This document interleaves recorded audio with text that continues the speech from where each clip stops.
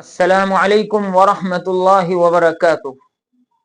मोहतरम नाजरीन, जैसा कि आपको मालूम है कि कल 20 दिसंबर में मुफ्ती शमाइल साहब और जावेद अख्तर साहब के दरमियान खुदा के वजूद पर एक डिबेट हुई, जिसमें मुफ्ती शमाइल साहब ने पुरजोर अंदाज में अपने दलाइल पेश किए और जावेद अख्तर साहब को बार बार हक का इकरार करने पर मजबूर किया। ये अलग बात है कि उन्होंने हठधर्मी और ढटाई का सबूत दिया, हक का इकरार नहीं किया। हम आपके लिए पूरी डिबेट अपने चैनल पर लाए हैं, आप उसको बगौर समाअत फरमाएं और अपने ईमान और यकीन में इजाफा फरमाएं। तमाम तारीफ़ें उस क्रिएटर के लिए जिसने इस यूनिवर्स को एक मकसद के तहत पैदा किया है। रिस्पेक्टेड जनाब जावेद अख्तर साहब, मिस्टर सौरभ द्विवेदी और respected audience, thank you all for being here today. आज की डिबेट में चूंकि हम बात करने वाले हैं डज गॉड एग्जिस्ट के टॉपिक पर, तो ये एक ऐसा टॉपिक है जिसके मुताल्लिक कोई भी डिसीजन लेने के लिए अलग अलग स्टैंडर्ड्स हो सकते हैं। लिहाजा डिबेट के शुरू में ये ज़रूरी है कि हम ये जान लें कि आज के इस टॉपिक में कौन सा स्टैंडर्ड सही होगा और कौन सा गलत होगा। सबसे पहला स्टैंडर्ड जिसे मैं समझता हूं कि हमारे रिस्पेक्टेड जनाब जावेद अख्तर साहब बड़ी तेज़ी के साथ उसकी तरफ लपकेंगे, वो है साइंस।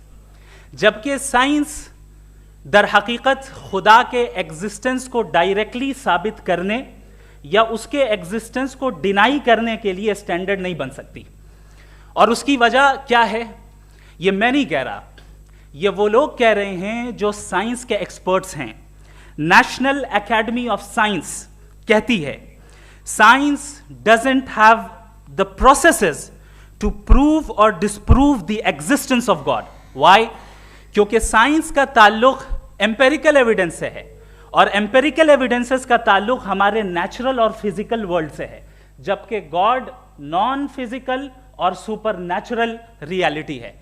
लिहाजा नॉन फिजिकल रियलिटी को आप उस टूल के साथ नहीं चेक कर सकते जिसका काम फिजिकल रियलिटी को तलाश करना है। लिहाजा आज इस डिबेट में गॉड की एग्जिस्टेंस को साबित करने या उसे डिनाई करने में साइंटिफिक एविडेंस को एक्सेप्ट नहीं किया जाएगा। दूसरा स्टैंडर्ड हो सकता है रेविलेशन, कि रेविलेशन के जरिए हम ये साबित करें कि गॉड एग्जिस्ट करता है या नहीं। लेकिन ये स्टैंडर्ड भी आज इररेलेवेंट है। क्यों? क्योंकि रेविलेशन मेरे नज़दीक सोर्स ऑफ नॉलेज है, वैलिड सोर्स ऑफ नॉलेज है, लेकिन हमारे जावेद अख्तर साहब के नज़दीक ये वैलिड सोर्स ऑफ नॉलेज नहीं है। लिहाजा आज की डिबेट में मैं एक भी एविडेंस किसी भी मजहबी स्क्रिप्चर से नहीं दूंगा ताकि जावेद अख्तर साहब के लिए वो अनएक्सेप्टेबल ना हो।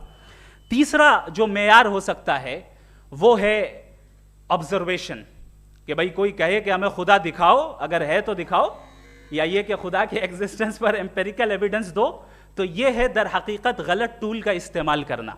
ये ऐसा ही है कि जावेद साहब मुझसे ये मुतालबा करें कि मुफ्ती साहब आप मेटल डिटेक्टर के जरिए प्लास्टिक डिटेक्ट करके दिखाएं। अब चूंकि प्लास्टिक डिटेक्ट नहीं हो पा रही है, लिहाजा plastic does not exist. No, you are using the wrong tool.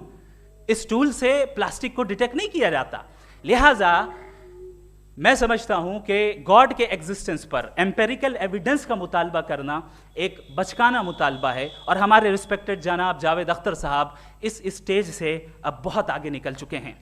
अब बचता है एक ही स्टैंडर्ड, और वो स्टैंडर्ड है अक्ल, लॉजिक, रीजनिंग। और यही वो स्टैंडर्ड है जिसके तहत गॉड की एग्जिस्टेंस को साबित किया जाएगा या गॉड की एग्जिस्टेंस को डिनाई किया जाएगा।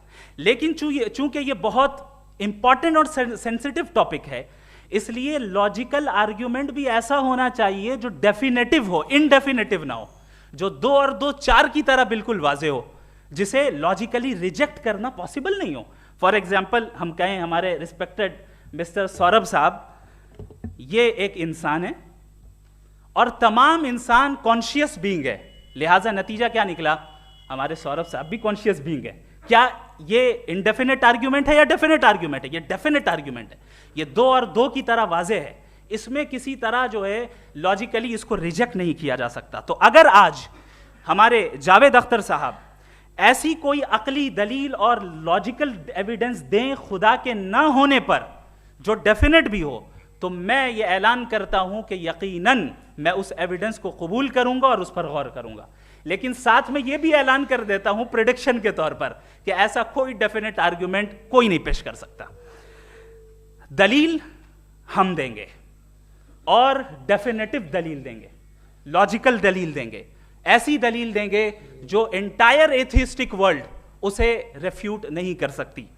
चलें अब हम एक एग्जाम्पल सोचते हैं, एक सिनेरियो, सिंपल सिनेरियो, तमाम ऑडियंस से गुजारिश है, हम और आप एक आइसोलेटेड आइलैंड पर हैं, ऐसा आइलैंड जहां पे हमसे पहले कोई कभी नहीं गया। चलते चलते आपके सामने अचानक आपने देखा एक पिंक कलर की बॉल पड़ी हुई है। सबसे पहला सवाल आपके जहन में क्या आएगा कि ये बॉल यहां क्यों आई, कैसे आई, ये पिंक कलर की ही क्यों है, कोई और कलर भी हो सकता था, ये इसी शेप में क्यों है, कोई और शेप भी हो सकता था। नेचुरली आप इस तरफ पहुंचेंगे कि कोई ना कोई है जिसने इन स्पेसिफिक प्रॉपर्टीज के साथ इस बॉल को बनाया है और यहां पे रखा है।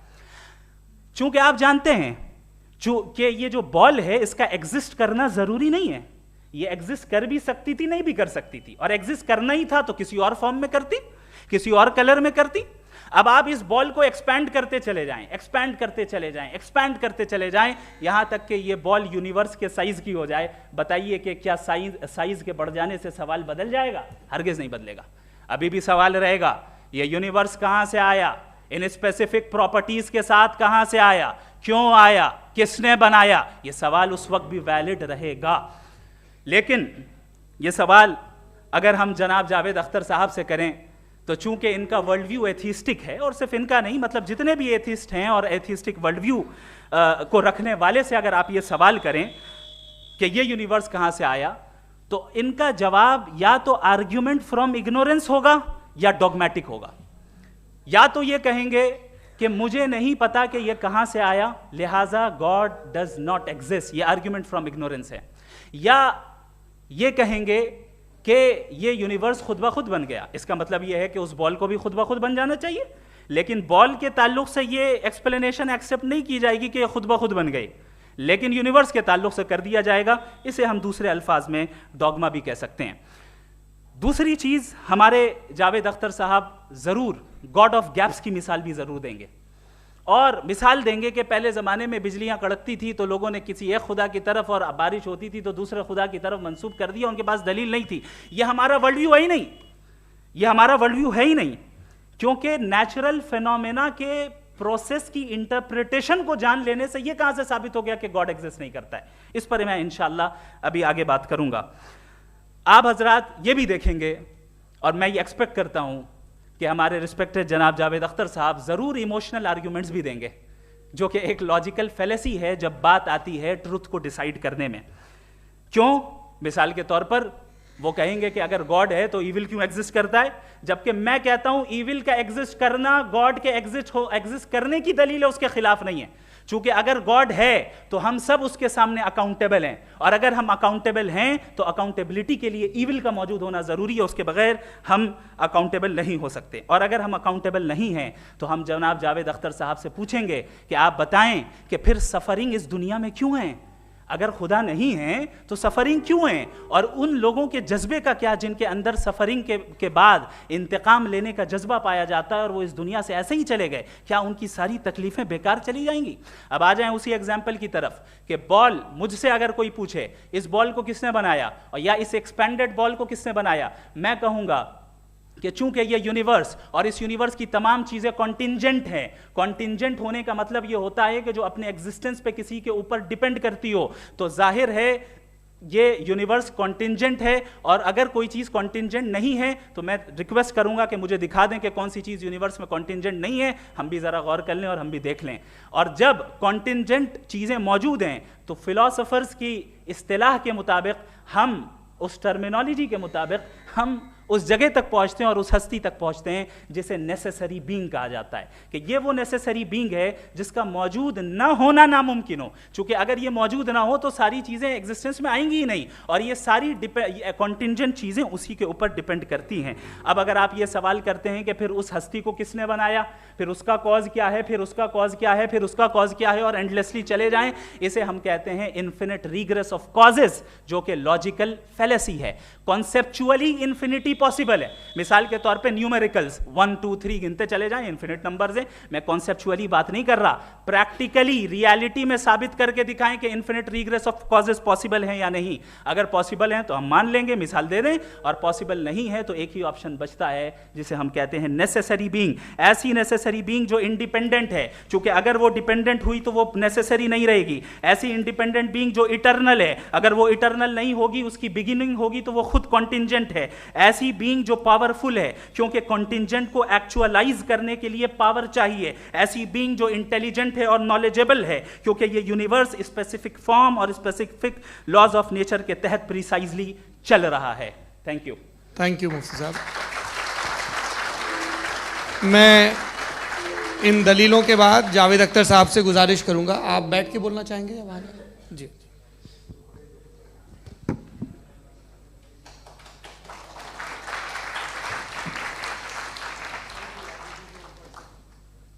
पहले तो मैं मुफ्ती साहब को एक अच्छी खबर देना चाहूँगा कि मेरी नॉलेज साइंस के बारे में बड़ी मामूली है, तो आप फिक्र ना करें उसकी, लेकिन कुछ कॉमन सेंस है मुझ में।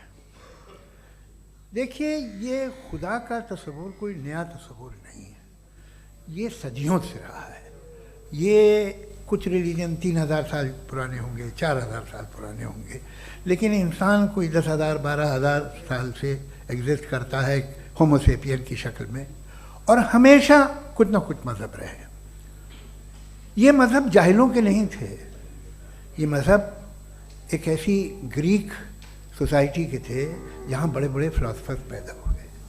ये मज़हब इजिप्शियंस के थे जिन्होंने पिरामिड्स बनाए थे।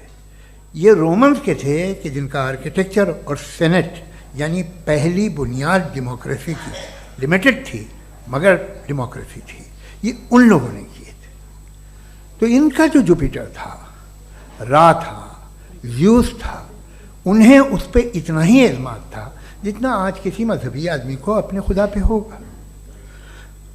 क्रिश्चियनिटी आने से पहले यूरोप में एक मज़हब था जर्मेनिक रिलीजन, उसका एक खुदा था, उसकी एक बीवी थी, उसके 2 बेटे थे, एक बेटी थी। फिर जर्मनी में जब यूरोप में क्रिश्चियनिटी आई तो वो खुदा, उसकी बीवी और पूरे ख़ानदान चला गया। तो हमने, अगर हम हिस्ट्री देखें तो खुदा जो हैं वो ज़्यादातर फ़नी है, वो हमेशा रहे नहीं। और वो जो लोग इन्हें मानते थे उनको आप कहें वो तो जाहिल थे, उन्हें तो कुछ पता ही नहीं था, ऐसा नहीं है। वो अपने वक्त में बड़े काबिल लोग थे और अपने वक्त में उन्होंने बड़े बड़े काम किए हैं, फिलोसफर्स थे, साइंटिस्ट थे, लेकिन उनका मज़हब कहाँ गया, उनके खुदा कहाँ गए? आज जो खुदा हैं दुनिया में लोग उन्हें मानते हैं। आपको क्या मालूम कि कितने बरसों के बाद क्या होने वाला है? हम यूरोप में देखते हैं तो चर्च खाली हैं। तो वक्त के साथ चीज़ें बदलती हैं। जहाँ तक इसका ताल्लुक़ है मज़हबों का, हर मज़हब आपसे एक चीज़ मांगता है, फेथ। ये फेथ क्या चीज़ होती है? What is the difference between faith and belief? ये तो बहुत ही अहमकाना बात होगी कि कोई आदमी कहे साहब अगर खुदा है तो मुझे दिखाइए। ये तो जाहिलाना बात हुई। मैंने तो नॉर्थ पोल नहीं देखा है, मगर मैं मानता हूँ कि नॉर्थ पोल है। मैं क्यों मानता हूँ?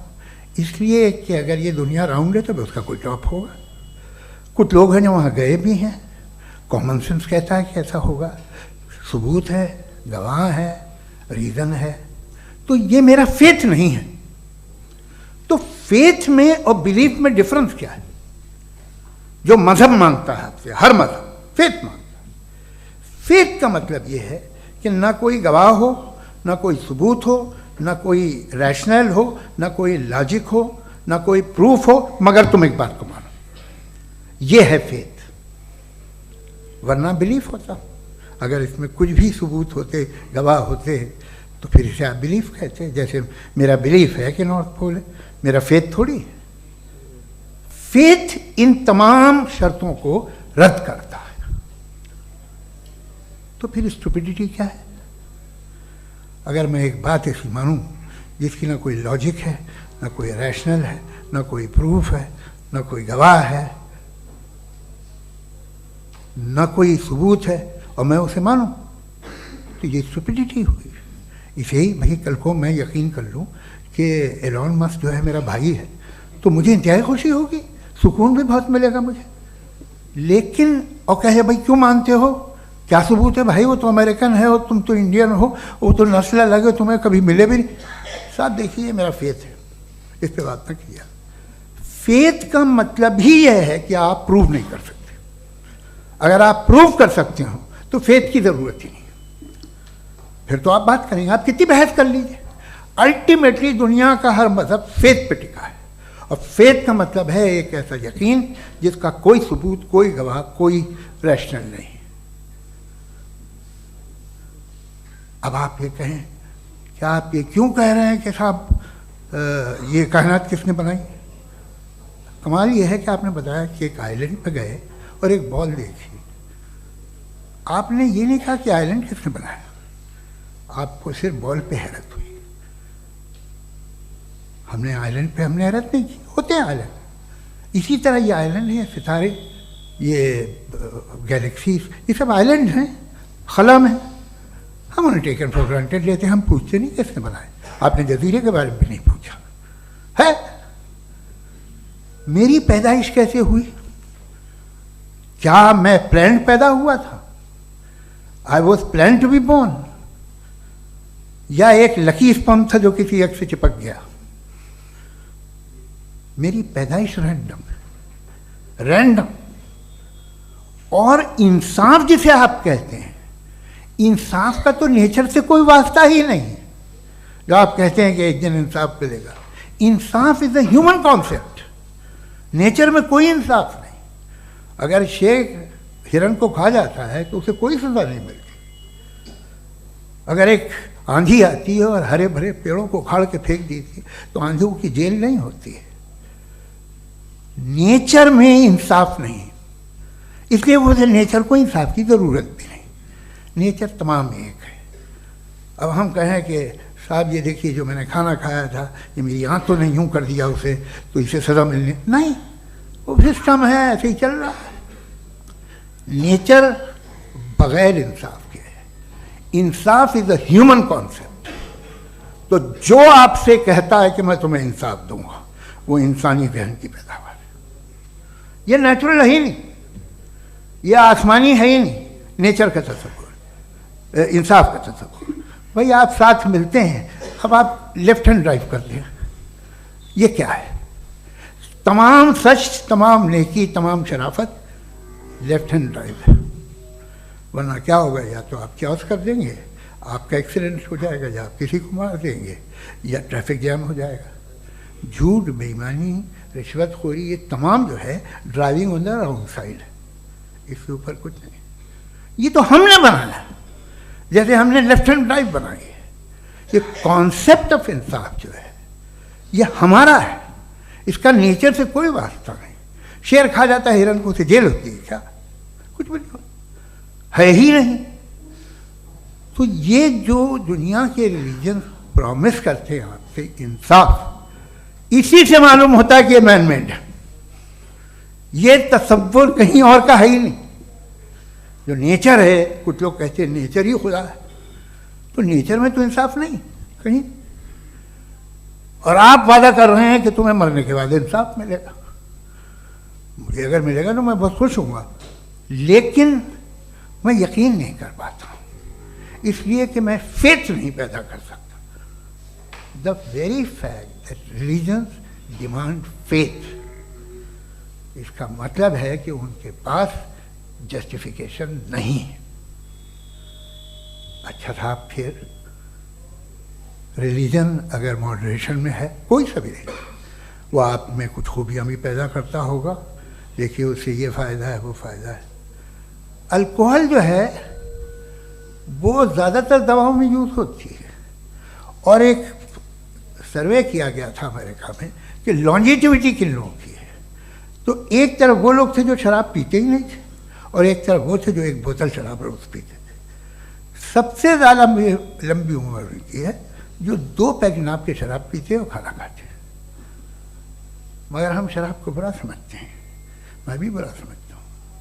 क्यों? ऐसा होता नहीं। कुछ चीज़ों में आदत होती है कि वो बढ़ती है।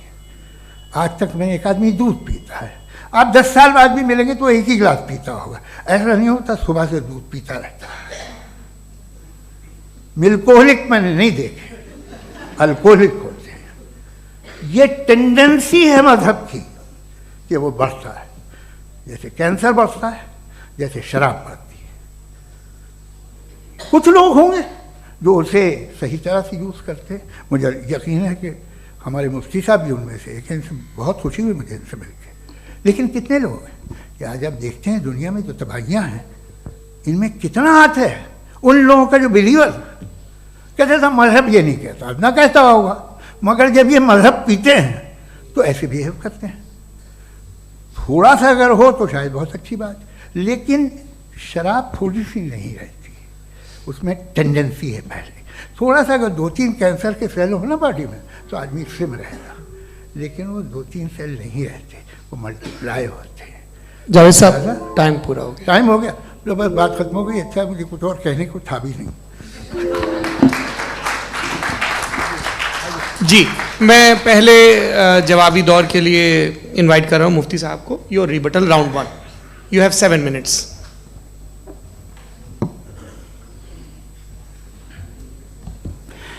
Thank you very much Javed साहब। आपकी बात को सुनकर बड़े महजूज हुए हम लोग। महजूज, do you understand? We enjoyed.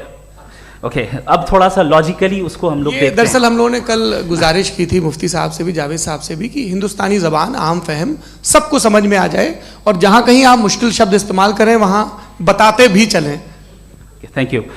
तो सबसे पहले हमारे रिस्पेक्टेड जावेद साहब ने हवाला दिया कि खुदा फ़ानी है। कितने मजहब आगे चले गए, किसी ने जुपिटर को खुदा माना, किसी ने किसी को माना। मैं कहता हूँ जिसने कॉन्टिंजेंट चीज़ को खुदा माना, गलत माना, वो खुदा ही नहीं, वो खुदा ही नहीं है। हम तो नेसेसरी बीइंग को साबित करने बैठे हैं, वो नेसेसरी कॉज जो इटरनल है, जो अबदी भी है और अजली भी है। हम किसी और को साबित करने नहीं बैठे। दूसरी चीज उन्होंने कहा कि फेथ एंड बिलीफ, ये एक ऐसी डेफिनेशन है फेथ की जो इन्होंने पहली मर्तबा पेश की है, या माफ कीजिएगा इन्होंने पहली मर्तबा पेश नहीं की है, रिचर्ड डॉकिंस ने पहली मर्तबा पेश की है। मुझे मालूम है ये सोर्स कहां से है। एपिस्टेमोलॉजिकली फेथ और बिलीफ का फर्क आप इस तरह नहीं कर सकते सर। फेथ सही भी होता है, गलत भी होता है, बिलीफ सही भी होता है, गलत भी होता है। जो लॉजिक, रीजन और एविडेंस से बैक्ड होगा वो फेथ सही होगा। और आप जिस फेथ की बात कर रहे हैं कि इलॉजिकल है और उसके पीछे नहीं है, तो we are on the same page.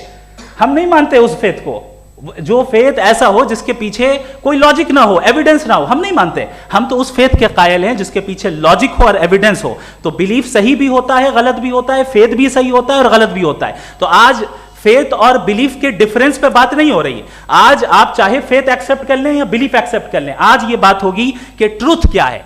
चाहे ट्रू बिलीफ सही है या ट्रू फेथ सही है, और फॉल्स फेथ क्या है और फॉल्स बिलीफ क्या है, बात इस पे हो रही है। दूसरी चीज इन्होंने पूछा स्टुपिडिटी फिर क्या है।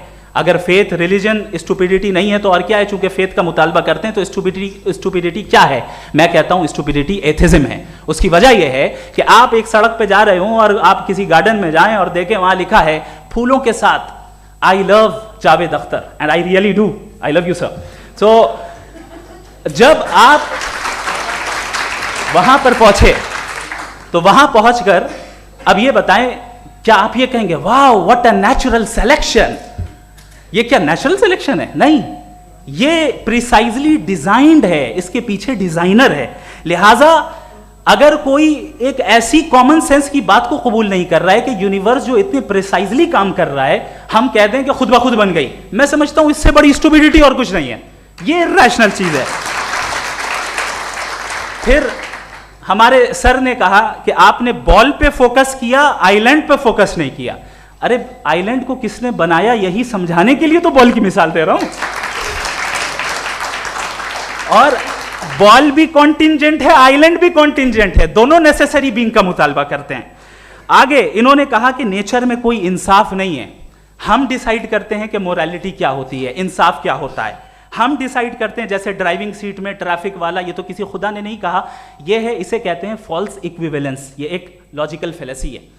आपने जो है मिसाल दी ड्राइविंग की और ट्रैफिक की, ये सब्जेक्टिव मोरालिटी है। आप सब्जेक्टिव मोरालिटी को मिसाल बनाकर ऑब्जेक्टिव मोरालिटी के ऊपर नहीं थोप सकते। इंसाफ की ऑब्जेक्टिव मोरालिटी है। अगर आप ये कहते हैं कि नेचर में इंसाफ नहीं है, तो इंसाफ का न होना ये नेचुरल हुआ, तो फिर नेचर को नेचर रहने दे, क्यों हम इतना स्ट्राइव कर रहे हैं दुनिया में इंसाफ लाने के लिए?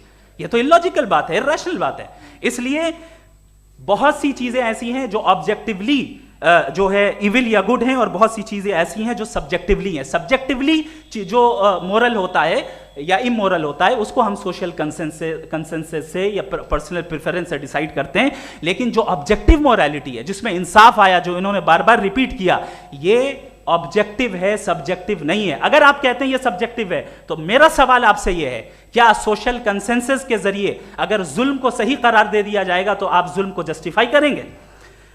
दूसरी चीज इन्होंने ये कहा कि 2 पैक शराब पी लें तो वो उतने पे नहीं रहता, बढ़ जाता है।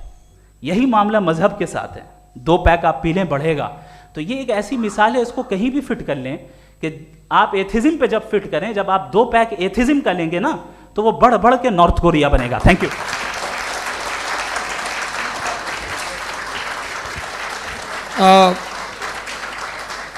फर्स्ट राउंड की रिबटल के लिए मैं जावेद साहब को इनवाइट कर रहा हूं। आपके पास 7 मिनट का वक्त है, रीसेट कर दीजिएगा प्लीज।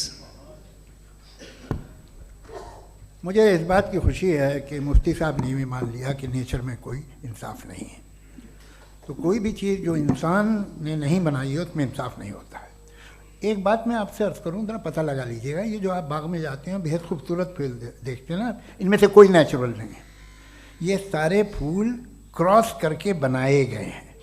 जो जंगल में फूल होते हैं नहायत मामूली होते हैं, ये फूल इंसानों ने बनाए हैं। जो आप बाग में देख के वाह वाह कहते हैं, ये इंसानों के बनाए हुए हैं। डिफरेंट फूलों को क्रॉस करके, डेवलप करके, फिर क्रॉस करके इस तरह से बनाए गए। नेचुरल फ्लावर नहीं। किसी जंगल वीरान में जाके आप गुलाब के फूल नहीं देखेंगे। ये सब बनाए हुए इंसान ने, बहुत से काम इंसान ने किए। बाकी है कि आपने मेरी एक बात का जवाब नहीं दिया, जिससे मुझे शिकायत है कि फेथ क्या है और आप फेथ मांगते क्यों हैं मुझसे? आप तो लॉजिकल हैं, आपके पास तो सारे रैशनल्स हैं, आपके पास सारे सबूत हैं, तो आपको फेथ की डिमांड क्यों करते हैं कि भाई तुम सरेंडर कर दो और सवाल मत करो? कोई मजहब सारे सवाल करने की इजाज़त नहीं देता है और मना करता है कि ज़्यादा सवाल ना करो, बहक जाओगे तुम। आप क्यों रोकते हैं? हकीकत यह है कि इंसानी तारीख क्या है। इंसानी तारीख ये है कि दुनिया में 2 तरह के लोग हुए हैं। एक वो जिन्होंने अपनी लाइल्मी की परस्तिश की है, दूसरे वो जिन्होंने अपनी इग्नोरेंस या लाइल्मी से झगड़ा किया है और मालूम किया है कि क्या है। ये जो आप कह रहे हैं, आज आप हैरान हैं कि भाई ये यूनिवर्स कैसे बनी। लोग हैरान थे कि सूरज डूबता है तो इधर से कैसे निकलता है। और आप एक कदम जाके हमेशा का मानने को तैयार है, एक कदम पीछे ही मान जाइए। भाई आप इसके बाद जाते हो, कहते सवाल ना करना कि ये कहाँ से आया, ये पावर तो हमेशा से हमेशा रहेगी। तो आप यूनिवर्स के बारे में मानने में क्या तकलीफ है? एक कदम पहले रुक जाइए। ये हमेशा से थी या नहीं थी, हमें मालूम नहीं है। और ये कहना कि हमें मालूम नहीं है, कमाल ये है कि दुनिया के सारे मजहब सब जानते हैं ये दुनिया कैसे बनी थी, कैसे मिटेगी, मरने के बाद क्या होगा, इनको सब इल्म है। इनको किसी को डायनासोर होते थे पहले ये नहीं पता था, किसी को नहीं पता।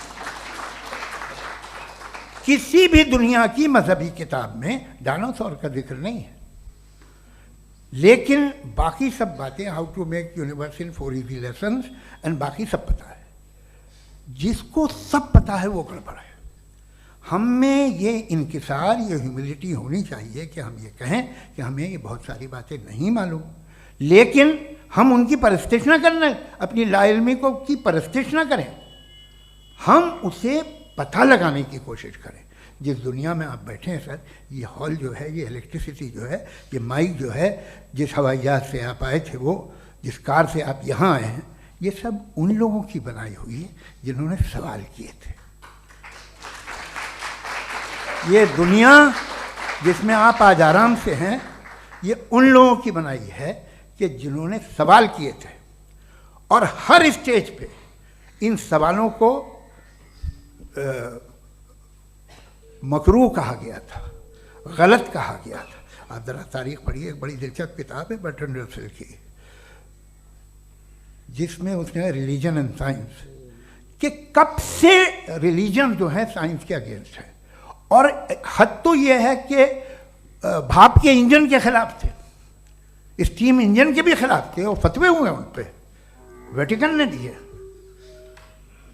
तो ये हमेशा, अभी जैसे ही ये राइट विंगर आते हैं अमेरिका में पावर में, तो वो जो अपना ये क्या बोलते हैं उसे, सीड क्या बोलते हैं, सीड क्या जो, हाँ नहीं सीड जो होते हैं जिन पे जी नहीं भाई, वो जो ह्यूमन बॉडी के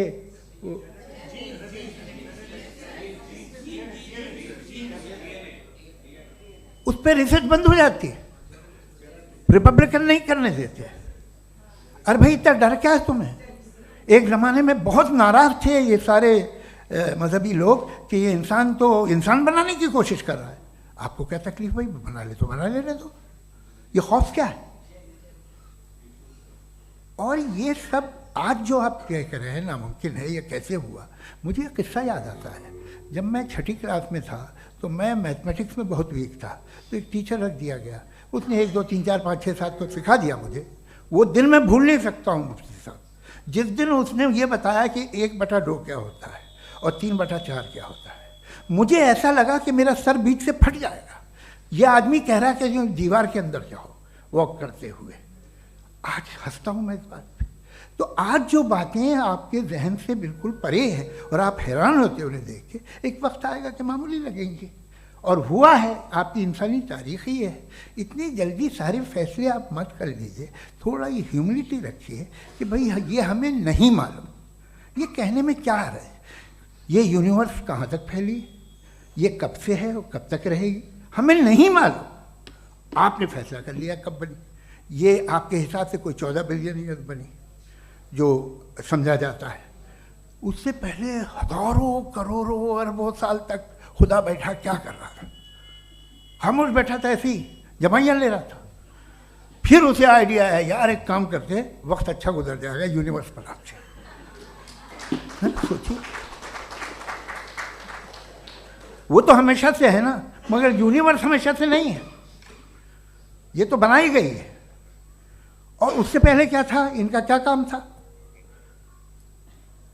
कैसी बात है, ये बड़ा आसान है। जो बात हमें आज धीरे धीरे पता चली है, बरसों 2000 और 2500 साल पहले आपको किसी ने बता दिया कि क्या था, आप मान गए, और तब से वही मान रहे हैं जो 2500 साल पहले कहा गया था।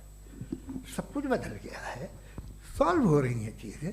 अभी साइंस बिल्कुल दावा नहीं करती, या कोई फिलोसफर ये दावा नहीं करता कि हमें सब मालूम, बल्कि वो कहता है कि हमें जितना मालूम होता है उससे ये मालूम होता है कि हमें कितना कम मालूम। तो हम अपनी जहालत से लड़े, उसकी परस्तिश न करें। जी, time. Thank you so much. मैं तर्कों की श्रृंखला में राउंड 2 के लिए मुफ्ती साहब को आमंत्रित कर रहा हूँ। आपके पास एक बार फिर से 7 मिनट का वक्त है। शुक्रिया। जनाब जावेद अख्तर साहब कई मर्तबा दोहरा रहे हैं कि फ़ेथ का मतलब बताइए, फ़ेथ का मतलब बताइए। मैंने बता दिया, फ़ेथ सही भी होता है, गलत भी होता है। और आज हम फ़ेथ पे बात नहीं कर रहे, हम ट्रुथ और डज गॉड एग्जिस्ट पे बात कर रहे हैं। क्या डज गॉड एग्जिस्ट, ये ट्रुथ यानी गॉड है या नहीं है, इसमें से दोनों ट्रुथ क्या है। अब आप उसे फ़ेथ कह लें, बिलीफ कह लें, नॉट माई बिजनेस। उसके बाद आपने कहा कि भाई सवाल करने से मजहब रोकता है। मैं कहता हूं जो रोकता है वो रोकता होगा, मैं नहीं रोकता, बल्कि सवाल करें, सवाल करना चाहिए। सवाल कर करके तो हम आगे बढ़ते हैं, तरक्की करते हैं, और इसीलिए मैं आज यहाँ पे आया हूँ। लेकिन सवाल सिर्फ खुदा से नहीं होगा, आपसे भी होगा। सवाल एथिज्म से भी होगा, सवाल सिर्फ मजहब से नहीं होगा, सबसे होगा। और आज मैं सवाल करूंगा और उम्मीद है कि आप जवाब देंगे। अभी तक आपने वैसे कॉन्टिंजेंसी आर्गुमेंट का कोई जवाब नहीं दिया है। चलें, आपने कहा यूनिवर्स के बारे में इटर्नल क्यों नहीं बोल देते।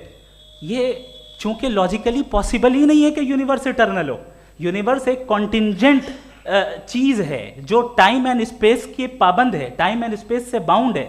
जो टाइम एंड स्पेस से बाउंड होगा वो कॉन्टिंजेंट होगा, जो कॉन्टिंजेंट होगा वो उसकी बिगिनिंग हुई होगी, जिसकी बिगिनिंग हुई होगी वो इटर्नल नहीं हो सकता। ये तो कॉमन सी बात है। आपने कहा कि किसी मजहबी किताब में डायनासोर का जिक्र नहीं है। अफसोस कि आज तक किसी मैथमेटिक्स के किताब में मुझे डायनासोर का जिक्र नहीं मिला। तो इसका मतलब मैथमेटिक्स की किताब बेकार है? नहीं, उसका वो टॉपिक नहीं है। रेवलेशन का और मजहबी किताबों का टॉपिक ये नहीं है कि आपको आके बताए साइकिल कैसे बनाते हैं या आकर ये बताएं कि जो है डायनासोर कब था। वो तो मोरालिटी सिखाने आया है, गॉड के बारे में बताने आया, नॉन फिजिकल रियलिटी की हकीकत को सिखाने के लिए आया। रिलीजियन साइंस को रोकता है? नहीं रोकता। अगर रोकता है तो गलत करता है। रिलीजियन साइंटिज्म को रोकता है, जिसमें हमारे जावेद साहब मुब्तला हैं। साइंस और साइंटिज्म में फर्क है। साइंटिज्म यह है कि आप समझें कि साइंस और साइंटिफिक मेथोडोलॉजी ये नॉलेज को हासिल करने का वाहिद सोर्स ऑफ नॉलेज है। यह है साइंटिज्म। हम इसे रिजेक्ट करते हैं। हम साइंस को तो तरक्की करते हैं, भाई आप हमारी पूरी तारीख कर लें, पढ़ लें तो आपको पता चल जाएगा। बहरहाल ये अलग टॉपिक है। उसके बाद इन्होंने एक लफ्ज़ कहा, वेटिकन ने फतवा दिया। वेटिकन का फतवे से कोई ताल्लुक नहीं है, दोनों कॉन्ट्राडिक्टरी अल्फाज हैं। उसके बाद उन्होंने कहा कि भाई हमें नहीं मालूम। अगर नहीं मालूम तो क्लियरली कह देना कि नहीं मालूम है, इसमें क्या हरज है। तो वही तो मैं कह रहा हूं ना कि आप कह दें कि नहीं मालूम, लेकिन क्लेम क्यों कर रहे हैं कि गॉड एग्जिस्ट नहीं कर रहा है। आप कह दें नहीं मालूम है, हो सकता है हो सकता ना हो, लेकिन आप क्लेम कर रहे हैं। The moment you say God does not exist, this is a claim and now the burden of proof is upon you too, जैसे हमारे ऊपर है। और क्यों है मैं बताता हूं, क्यों है ये भी मैं बताता हूं। फिलोसॉफिकली जो क्लेम होता है ना, सिर्फ ये नहीं होता कि इंसान कहे पॉजिटिव क्लेम करे और नेगेटिव क्लेम करे तो बर्डन ऑफ प्रूफ नहीं है। आप मिसाल के तौर पे मैं कहूं कि फुला उस कमरे में कोई नहीं है, मैंने एक नॉलेज का क्लेम किया है। उस कमरे में कोई नहीं है, मैंने एक नॉलेज का क्लेम किया। या तो मैं कहूं मुझे नहीं पता, हो भी सकता है नहीं भी हो सकता है, this is not a claim. लेकिन जब मैं कह रहा हूं कि वहां कोई नहीं है या मैं कह रहा हूं वहां कोई है, दोनों क्लेम है और दोनों के ऊपर बर्डन ऑफ प्रूफ है। हमारे ऊपर भी बर्डन ऑफ प्रूफ है। मैंने कंटिंजेंसी आर्ग्यूमेंट दिया, इसे तोड़कर दिखाइए। आखिरी चीज, इन्होंने कहा कि खुदा दुनिया बनाने से पहले 150 साल पहले या करोड़ों साल पहले क्या कर रहा था। अरे हजरत, चलें बहरहाल मैं जवाब दे देता हूं। आप हमारे रिस्पेक्टेड पर्सनालिटी हैं, अगर आप नहीं होते तो मैं इसे एंटरटेन ही नहीं करता। टाइम ये 100 साल पहले या 100 साल बाद, पहले बाद में अभी, ये वो अल्फाज हैं जिनका ताल्लुक टाइम से है। टाइम शुरू ही हुआ है यूनिवर्स की बिगिनिंग के बाद, तो उसके पहले खुदा क्या कर रहा था, सवाल इलॉजिकल है, ये फेलेसी है। यानी आप ये कह रहे हैं कि यूनिवर्स के बनने से पहले खुदा क्या कर रहा था। टाइम के बनने से पहले, पहले का ताल्लुक टाइम से, टाइम उस वक्त था ही नहीं, तो ये सवाल ही इनवैलिड है खुदा के ताल्लुक से। दूसरी चीज, आर्ग्यूमेंट ऑफ कंटिंजेंसी जो मैंने आपके सामने पेश की है, आपने बार बार ये प्रूफ किया और ये कह रहे हैं कि गॉड ऑफ गैप्स। देखिए पहले नहीं मालूम था, साइंस ने कर दिया। सिंपल की मिसाल से मैं समझा देता हूं। जिस गैप्स की आप बात कर रहे हैं ना, साइंस उन गैप्स को जिन चीज के जरिए भी प्रूव करेगा वो कॉन्टिंजेंट ही होगा। अब चाहे वो फोर्स हो, मैटर हो या एनर्जी हो। लिहाजा सवाल हमारा उस वक्त भी वैलिड होगा जब तक कि आप नेसेसरी बीइंग पे ना आ जाएं। और इन्फिनिट रिग्रेस पॉसिबल नहीं है of causes in practical world, तो जाहिर है कहीं रुकना पड़ेगा, जहां रुकेंगे वही खुदा है। दूसरी चीज, आपने ये कहा, क्या कह रहा था मैं, किस पॉइंट को?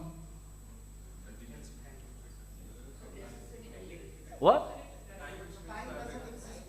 Oh no, after that. Just now. हाँ, जहां रुकेंगे वही खुदा है। बहरहाल तो टाइम का जिक्र हो गया, गॉड ऑफ गैप, सॉरी या इसकी एक मिसाल आप ले लें। एक कार है, एक साहब ने देखा कि भाई कार जो है उसके व्हील्स कितने अच्छे लगे हुए हैं सही जगह पे, स्टीयरिंग जो है कितने अच्छे जगह पे लगी हुई है, और सीट्स कितने वेल डिजाइंड है, कितनी प्रिसाइजली ये कार काम कर रही है। तो ज़रूर कोई ना कोई इसे क्रिएट किया है, किसी ने क्रिएट किया है। अब जावेद साहब आए और कहे अरे जनाब बोनेट खोलिए, इसमें इंजन है, इंजन इस कार को चला रहा है, hence prove no one has created the car. This is illogical, this is irrational. आपने इंजन के जरिए उस गैप को तो साबित किया, लेकिन क्या उससे कार की जो क्रिएशन है और उसका जो क्रिएटर है ये इम्पॉसिबल हो जाए? ऐसा पॉसिबल है? उसका सवाल खत्म हो जाए, ऐसा पॉसिबल है? नहीं। आपने गैप्स को फिल करके, कॉन्टिंजेंट चीजों से गैप्स को फिल करके हमारे ऑब्जर्वेशन को और ब्रॉड कर दिया। अब हमें और पता चल गया कि ये जो कार है इसका सिस्टम कितना ज्यादा कॉम्प्लेक्स है। पहले कम समझते थे, अब कॉम्प्लेक्सिटी और ज्यादा वाजे हो गई। अब हमें समझ में आ रहा है कि हमारी सर्टेनिटी और बढ़ गई कि जरूर इस कार को किसी ना किसी ने बनाया। यही मामला यूनिवर्स का है। साइंस हमेशा फिजिकल वर्ल्ड की चीजों को ही फिल करती जाएगी और फिजिकल चीजों से ही करती जाएगी, चूंकि एम्पेरिकल एविडेंस का ताल्लुक फिजिकल वर्ल्ड से है। आप साइंस के जरिए मेटाफिजिकल रियलिटी को कभी साबित नहीं कर सकते। ये रॉन्ग टूल का इस्तेमाल करना है। ये वही काम है कि आप मेटल डिटेक्टर से प्लास्टिक डिटेक्टर करने चलें, जो कि जाहिर है सही नहीं है। Thank you.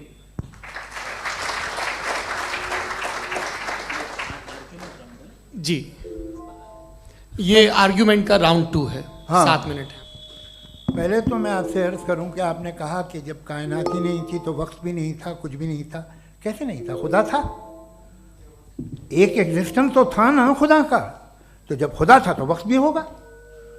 ऐसा नहीं कि कुछ भी नहीं था, खुदा था। अच्छा, बाकी है कि आपने कहा साहब आप साबित कीजिए, आपके पास भी लॉजिक है, मेरे पास भी लॉजिक है। आप मेरा जिम्मेदारी नहीं है साबित करना कि खुदा है। बर्ट्रैंड रसल ने बड़ी अच्छी बात कही। बर्ट्रैंड रसल ने एक बड़ी अच्छी बात कही। मैं आपसे अगर ये दावा करूं कि एक चाय की केतली मरीख के चारों तरफ घूम रही है, मार्स के चारों तरफ, तो यह आपका काम नहीं है कि आप साबित करें कि कोई चाय की केतली नहीं है। ये मेरा काम है, मैंने दावा किया है। ये दावा तो मजहबी लोग करते हैं कि खुदा है। मैं क्यों साबित करूं कि नहीं है? जब तक आप मुझे कन्विंस नहीं कर देंगे मैं नहीं मानूंगा। आपकी जिम्मेदारी है, मेरी जिम्मेदारी नहीं है। दोयम ये कि ये जो आप कह रहे हैं, जो गैप्स हैं, ये गैप जब जब किसी मजहब को चैलेंज करते हैं, जब ऐसा कोई बात आती है तो हंगामा हो जाता है कि जब वो चैलेंज करें किसी फेथ को। ये तमाम साइंस जो है इसे मुख्तलिफ जगहों पे मुख्तलिफ वक्तों में मजहब ने रोकने की कोशिश की है। ये किताब है religion and science, Bertrand Russell की, पढ़िएगा, अच्छी लगेगी आपको। तारीख ही है साइंस, मजहब की साइंस से उसका यही रिश्ता है। अच्छा, अब ये हम सोचें कि बहरहाल ये वजूद जो है मजहब और ये बिलीव इन गॉड इंसान को बेहतर बना देता है। तो एक काम कीजिए, हिंदुस्तान वर्ल्ड का नक्शा लीजिए और मार्क कीजिए कि रिलीजन कहाँ कहाँ ज़्यादा है, कहाँ कहाँ, चाहे वो लैटिन अमेरिका हो या मिडल ईस्ट हो या फार ईस्ट हो या हिंदुस्तान के वो इलाके जहाँ मजहबियत ज़्यादा है। रख दीजिए नक्शा अलग।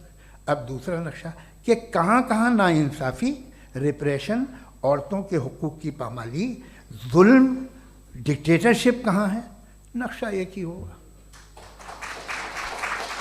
तो आप मुझे बताएं कि जो इसका तरकीब इस्तेमाल क्या है। खुदा का तरकीब इस्तेमाल तो बताइए। आप छोटी सी दवा सड़क पे बेचते हैं, उसकी भी तरकीब इस्तेमाल बताते हैं। इसके इस्तेमाल से तो फ़ायदा नहीं हुआ किसी को। जो सारे के सारे ख़राब मुल्क हैं, ख़राब समाज है, वो सारे जुल्म खुदा के नाम पे करते हैं। वो गलत करते हैं, सही करते हैं, मुझे क्या लेना देना उससे। इस्तेमाल से मालूम होता ना। एक विस्की की बोतल कभी शायद देखी हो आपने, लाल रंग की होती है, उस पर रोशनी और छपड़ा इंतहाई खूबसूरत लगती है, क्या बिगाड़ रही है किसी का? उसका इस्तेमाल गलत है, इसलिए आप उसे नापसंद करते हैं। इसका इस्तेमाल गलत है, इस तसव्वुर का इस्तेमाल ही गलत है और हमेशा से गलत हुआ है। आप देख लीजिए, इंसानी तारीख देख लीजिए, आज देख लीजिए, हिंदुस्तान देखिए, दुनिया देख लीजिए क्या हो रहा है। इसे कैसे इस्तेमाल कर रहे हैं फेथ वाले लोग? क्या फेयर हैं, जस्ट हैं, जो अपने खुदाओं पे यकीन रखते हैं? वो किस तरह के लोग हैं? वो लोगों को इंसाफ देते हैं, वो बेहतर इंसान बने। तो इस दवा का फ़ायदा क्या है? चलो बहुत फ़ायदा हो रहा तो मैं इस्तेमाल कर लूँगा। मुझे तो इस दवा का कोई फ़ायदा दिखता ही नहीं। मुझे तो ऐसा लगता, मैं एक और बात बताऊं, अगर कोई आदमी मजहबी है और अच्छा आदमी है तो मैं उसकी बहुत इज्जत करता हूँ, इसलिए कि मेरा ख्याल है मजहबी आदमी का अच्छा होना मुझसे अच्छा होने से ज़्यादा मुश्किल है। भाई हर चीज़ की एक लिमिट है। आप इतना भाग सकते हैं, इतना नहीं भाग सकते, इतना वजन उठा सकते, इतना नहीं उठा सकते, इतना दूर देख सकते हैं, इतना दूर नहीं देख सकते। उसी तरह कॉमन सेंस कहता है कि आप में नेकी का भी एक कोटा होगा। अब आप अगर सुबह जाते हैं अपनी इबादत गाह और इबादत करते हैं, तो बाहर निकलते हैं तो आप तो यही महसूस करते हैं कि आपने एक बहुत अच्छा काम किया, आपकी नेकी का एक बहुत बड़ा कोटा खर्च हो गया जिससे किसी का कोई फ़ायदा नहीं। मैं तो नहीं जाता हूँ तो मुझे तो किसी को खाना खिलाना पड़ेगा, किसी बेवा की मदद करनी पड़ेगी। मैं अपना कोटा कैसे कंज्यूम करूँ? आप अपना कोटा, सारे मजहबी लोग इंतहाई यूजलेस कामों में यूज़ करते हैं। उसके बाद भी अगर आप में बच्ची है थोड़ी सी शराफत, तो भाई वाह क्या बात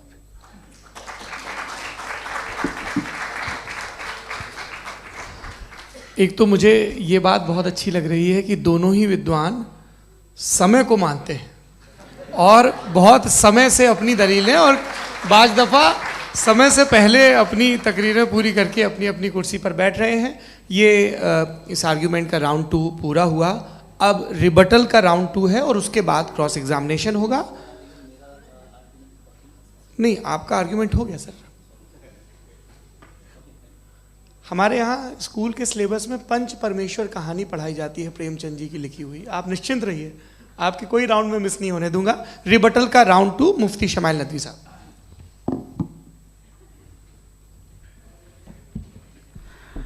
असल में जो हकीकी प्रॉब्लम है, असल प्रॉब्लम है वो ये है कि जावेद साहब के पास कॉन्सेप्ट ऑफ गॉड क्लियर नहीं है। इन्होंने कहा कि कायनात से पहले खुदा तो था, तब भी तो टाइम होगा। ये टाइम कायनात का हिस्सा है। हम खुदा, उस खुदा को मानते हैं नेसेसरी बीइंग का टाइमलेस होना ज़रूरी है, चूंकि वो टाइम का क्रिएटर है। जब उसने टाइम को क्रिएट किया तो वो खुद टाइम पे कैसे होगा? उसने जब स्पेस को क्रिएट किया तो खुद स्पेस में कैसे होगा? अगर वो टाइम एंड स्पेस को पहले से ही उसका पाबंद है तो फिर किस चीज़ को उसने क्रिएट किया? लिहाजा ये सवाल गलत है कि खुदा था तो टाइम होगा। बिल्कुल नहीं, टाइम के पाबंद हम हैं, खुदा नहीं है। हम फिजिकल वर्ल्ड से ताल्लुक़ रखते हैं, वो मेटाफिजिकल रियलिटी है। दूसरी चीज़ इन्होंने मिसाल दी कि चाय की केतली हवा में घूम रही होगी, और पता नहीं शायद वो बर्टन रसल का उन्होंने हवाला दिया। बहरहाल यही प्रॉब्लम है। प्रॉब्लम यही है कि हम चीज़ों के दरमियान डिफ्रेंशिएट नहीं कर पाते हैं। ये जो आपने मिसाल दी ये इमेजिनेशन है, और मैं जो साबित कर रहा हूँ वो लॉजिकल नेसेसिटी है। आप इमेजिन करने आए तो कुछ भी करें, जुपिटर में पिंक एलिफेंट होगा, यूनिकॉर्न होगा, करें, उससे कायनात पे क्या फर्क पड़ता है? उससे आप लॉजिकल नेसेसिटी साबित नहीं कर सकते। मैं तो उस प्राइम कॉज की बात कर रहा हूं, उस नेसेसरी बीइंग की बात कर रहा हूं जिसके बगैर इस कायनात का एग्जिस्टेंस मुमकिन नहीं है। दूसरी चीज, मजहब को साइंस चैलेंज करती है वगैरह वगैरह, ये हमारा टॉपिक ही नहीं है। मैं इस पर बात करूंगा तो फिर मेरा वक्त चला जाएगा। मजहब के ऊपर चूंकि हमारी डिस्कशन नहीं है, साइंस को मजहब और बिलखुसूस मैं और हमारा वर्ल्ड व्यू कम अज़ कम साइंस को पीछे नहीं करता है, साइंटिज्म की मजम्मत करता है। इसकी वजाहत मैंने पहले कर दी।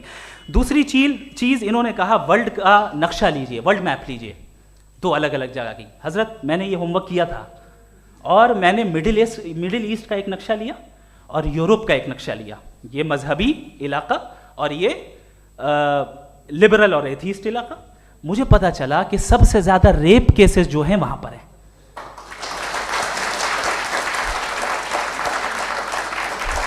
मुझे ये पता चला यूएन की रिपोर्ट के मुताबिक, मैं ये अपने घर से नहीं लेके आ रहा, कि जो वर्किंग वुमेन है यूरोपियन कंट्रीज में उसमें 81% वुमेन सेक्सुअल हैरेसमेंट का वर्क में शुमार हो रही है। ये मिडिल ईस्ट में नहीं हो रहा है, वो मजहबी लोग हैं इसलिए नहीं हो रहा है।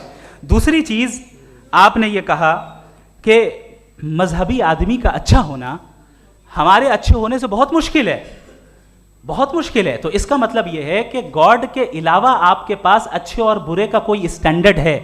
मैं चाहूंगा कि कन्वर्सेशनल स्टाइल वाली डिस्कशन और सेगमेंट पे इसी पे बात कर लेते हैं। Thank you very much.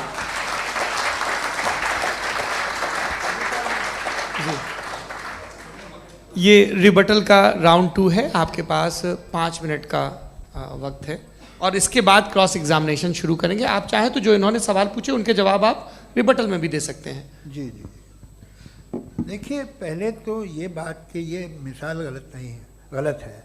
इन्होंने पहले ही हमको डिसार्म कर दिया, कह लिया अकल से मामला सॉल्व नहीं हो सकता, लॉजिक से आप पहुंच नहीं सकते। ये एक मेटाफिजिकल चीज़ है। मेटाफिजिकल अजीब सा लफ्ज़ है, ठीक से किसी को माने नहीं मालूम इसके, तो ऐसा लगता है कुछ बड़ी चीज़ है। अरे भाई क्या होता है मेटाफिजिकल, बताओ, खड़ी हो। ये एक लफ्ज़ है जो कहीं भी इस्तेमाल हो जाता है। जब आप एक बात कर रहे हैं और आप मुझसे बहस कर रहे हैं तो मुझे मेटाफिजिकल मत बताइए, आप लॉजिकली मुझे प्रूव किए। और अगर लॉजिकली आप नहीं बात करते साहब ये मेटाफिजिकल है, तो फिर हम आप बात क्या कर रहे हैं? मेरा आपका किस ज़बान में कॉन्वर्सेशन होगा? और ये कहना कि वक्त पहले नहीं था, तो फिर क्यों कहते हैं ये हमेशा से और हमेशा रहेगा? हमेशा वक्त है, तो आप कैसे कहते हैं वो हमेशा से है और हमेशा रहेगा? हमेशा का मतलब है कोई वक्त, अगर वक्त ही नहीं है तो हमेशा कैसे? बाहर वो रहेगा। अब मैं ये देखता हूँ, आपने कहा ना कि वहाँ रेप ज़्यादा होते हैं, तो हम एक बात देखते हैं कि दुनिया जिस पे वो कादर मुतलक है, जिसकी मर्ज़ी के बगैर पत्ता भी नहीं हिलता, ओमनीपोटेंट है, ये दुनिया चल कैसे रही है? और इस दुनिया का हाल क्या है? 45,000 बच्चे जो 10 साल की उम्र से कम थे वो गाजा में मरे। भूख से काला हांडी में बच्चे मरते हैं और डिप्थेरिया से मरते हैं।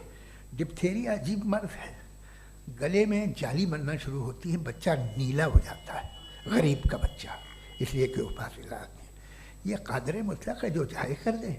इससे आप दुआएं मांगते हैं हमारी, ये काम कर दे वो कर दे, तो इसका मतलब डे टू डे लाइफ में वो इंटरफेयर करता है और ये देख रहा है वो। अगर वो वाकई भी है फॉर डिस्कशन सेक, तो मैं जब दुनिया देखता हूँ तो मेरे दिल में उसके लिए कोई इज्जत नहीं पैदा होती। ये क्या कर रहे हो तुम पूरे ऑल पावरफुल हो, ओमनीपोटेंट हो, ओमनी प्रेजेंट हो। तुम तो वहाँ गाजा में रहे होगे ना, तुम हर जगह हो। तुम देख रहे थे कि बच्चे की कैसे धज्जियाँ उड़ रही, तुम देख रहे थे और तुम चाहते हो मैं तुम्हारी परस्तिश करूँगा, तुम हो भी। अरे यार, इससे अच्छे तो हमारे चीफ प्राइम मिनिस्टर हैं, कुछ तो ख्याल करते हैं। कमाल है, आप किसकी इबादत कर रहे हैं? अगर वो है भी, ये दुनिया नाइंसाफी से, जुल्म से, जबर से, तशद्दुद से भरी हुई।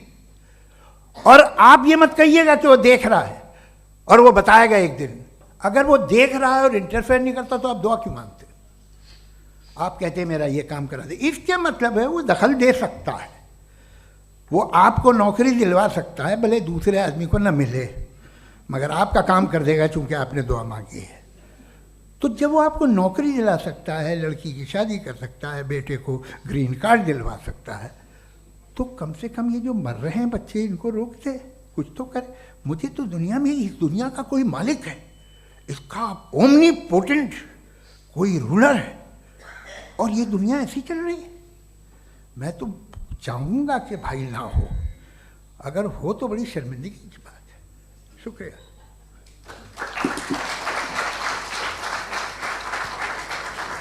देवियों और सज्जनों, इस बहस के 2 राउंड और 2 रिबटल पूरे हो चुके हैं। अब सबसे ज़रूरी और सबसे मुश्किल राउंड शुरू हो रहा है, क्रॉस एग्जामिनेशन का। अब इन विद्वानों की सज्जनता की एक परख भी होगी और वक्त हमने 16 मिनट का तय किया है। पहला सवाल आप पूछना चाहेंगे? जी बिल्कुल। पहले बोले भी आप माइक ले लीजिएगा हाथ में, ये नीचे से होना चाहिए। जी मैं बोलता हूँ, ये डायस हटा सकते हैं क्या हम थोड़ा क्विकली? डायस पीछे कर दीजिए बस थोड़ा सा, है, ताकि ये जो दाएं बाएं लोग बैठे हैं, इसे हटा ही दीजिए। अब हम वहाँ तो जाने वाले नहीं, आराम से आराम से दोनों तरफ से हटा दीजिए।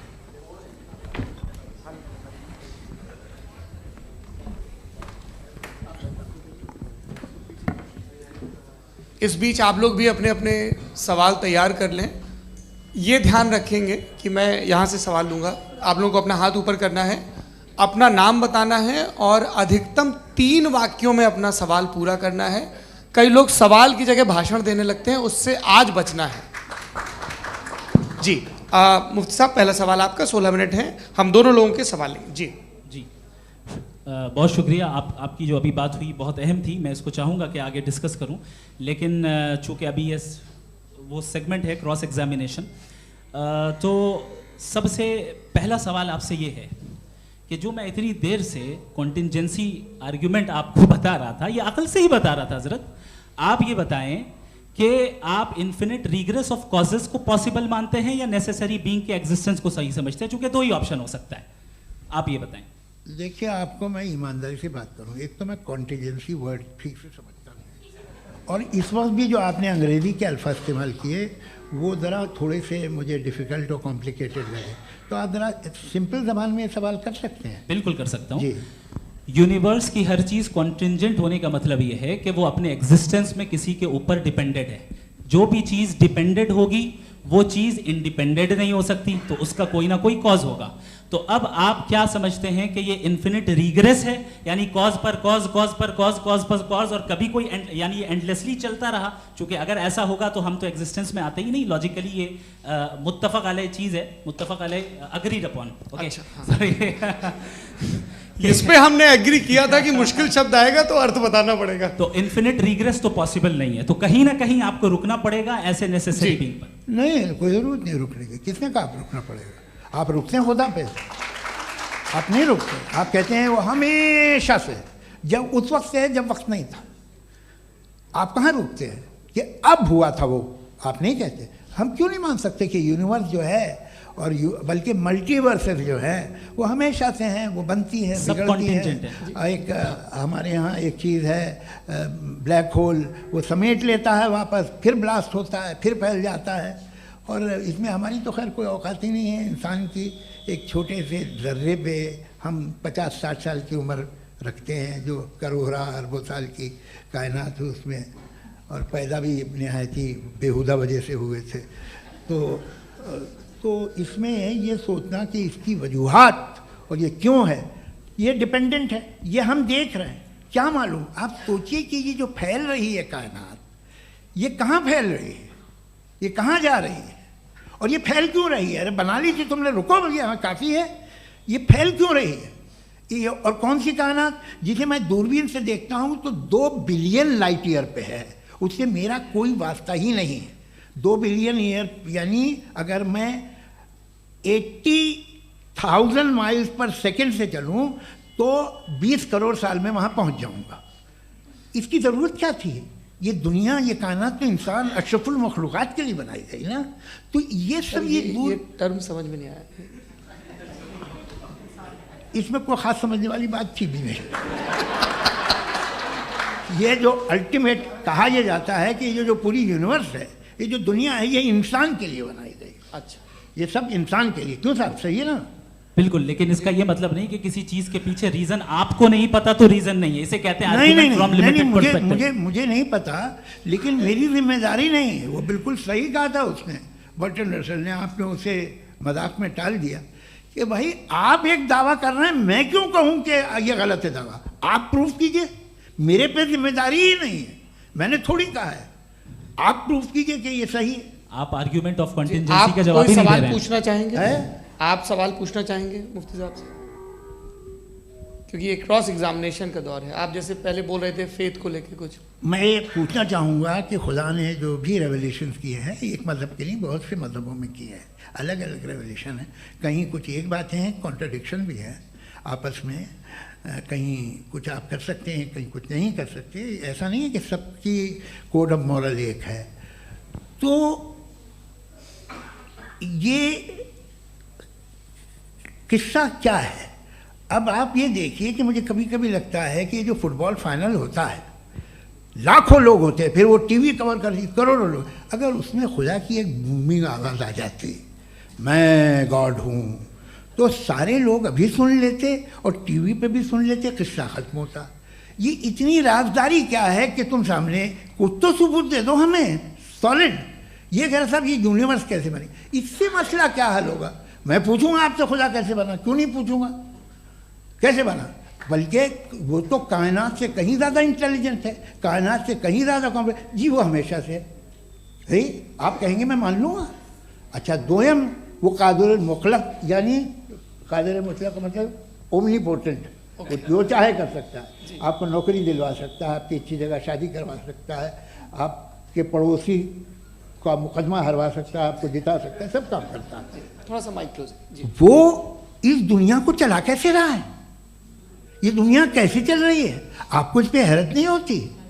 या क़यामत के बाद कभी एक जस्टिस होगा, जब ये बच्चा मर चुका होगा जिसकी धज्जियाँ उड़ गई बम से, इसको इंसाफ मिलेगा तब।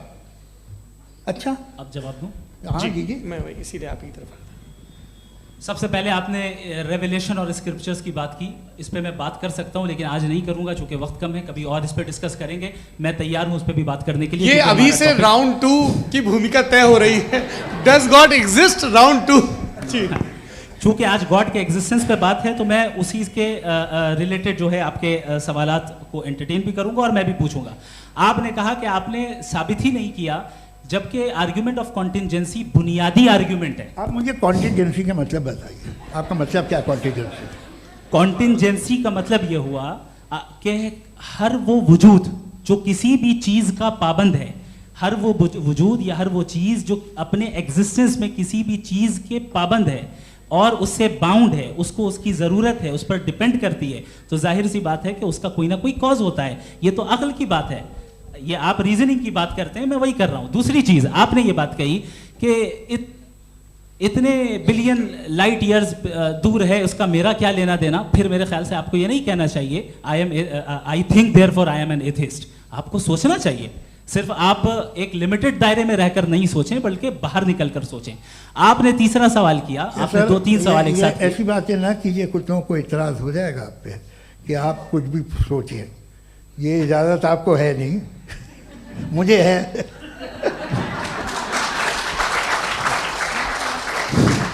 जी। आपने प्रॉब्लम ऑफ इविल के ताल्लुक से सवाल किया और बार बार आप एक लफ्ज रिपीट कर रहे हैं कि ओमनीपोटेंट गॉड है, ऑल पावरफुल गॉड है।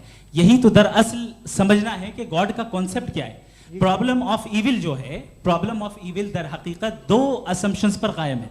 अगर आप इन 2 असम्पशंस को समझ जाएं तो ये प्रॉब्लम नहीं रहेगी, आर्ग्यूमेंट आपको समझ में आ जाएगी कि ये कोलैप्स कर जाता है।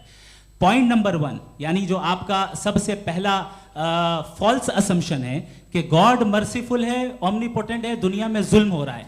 लेकिन आपको यह समझना चाहिए कि हमारे वर्ल्ड व्यू के मुताबिक गॉड सिर्फ ओमनीपोटेंट और सिर्फ मर्सीफुल नहीं है, बल्कि वो ऑल वाइज भी है और वो ऑल नोइंग भी है। उसके हर काम के पीछे हिकमत और विजडम है। ये कोई जरूरी नहीं है कि वो हिकमत और विजडम आपको समझ में आए या मुझे समझ में आए।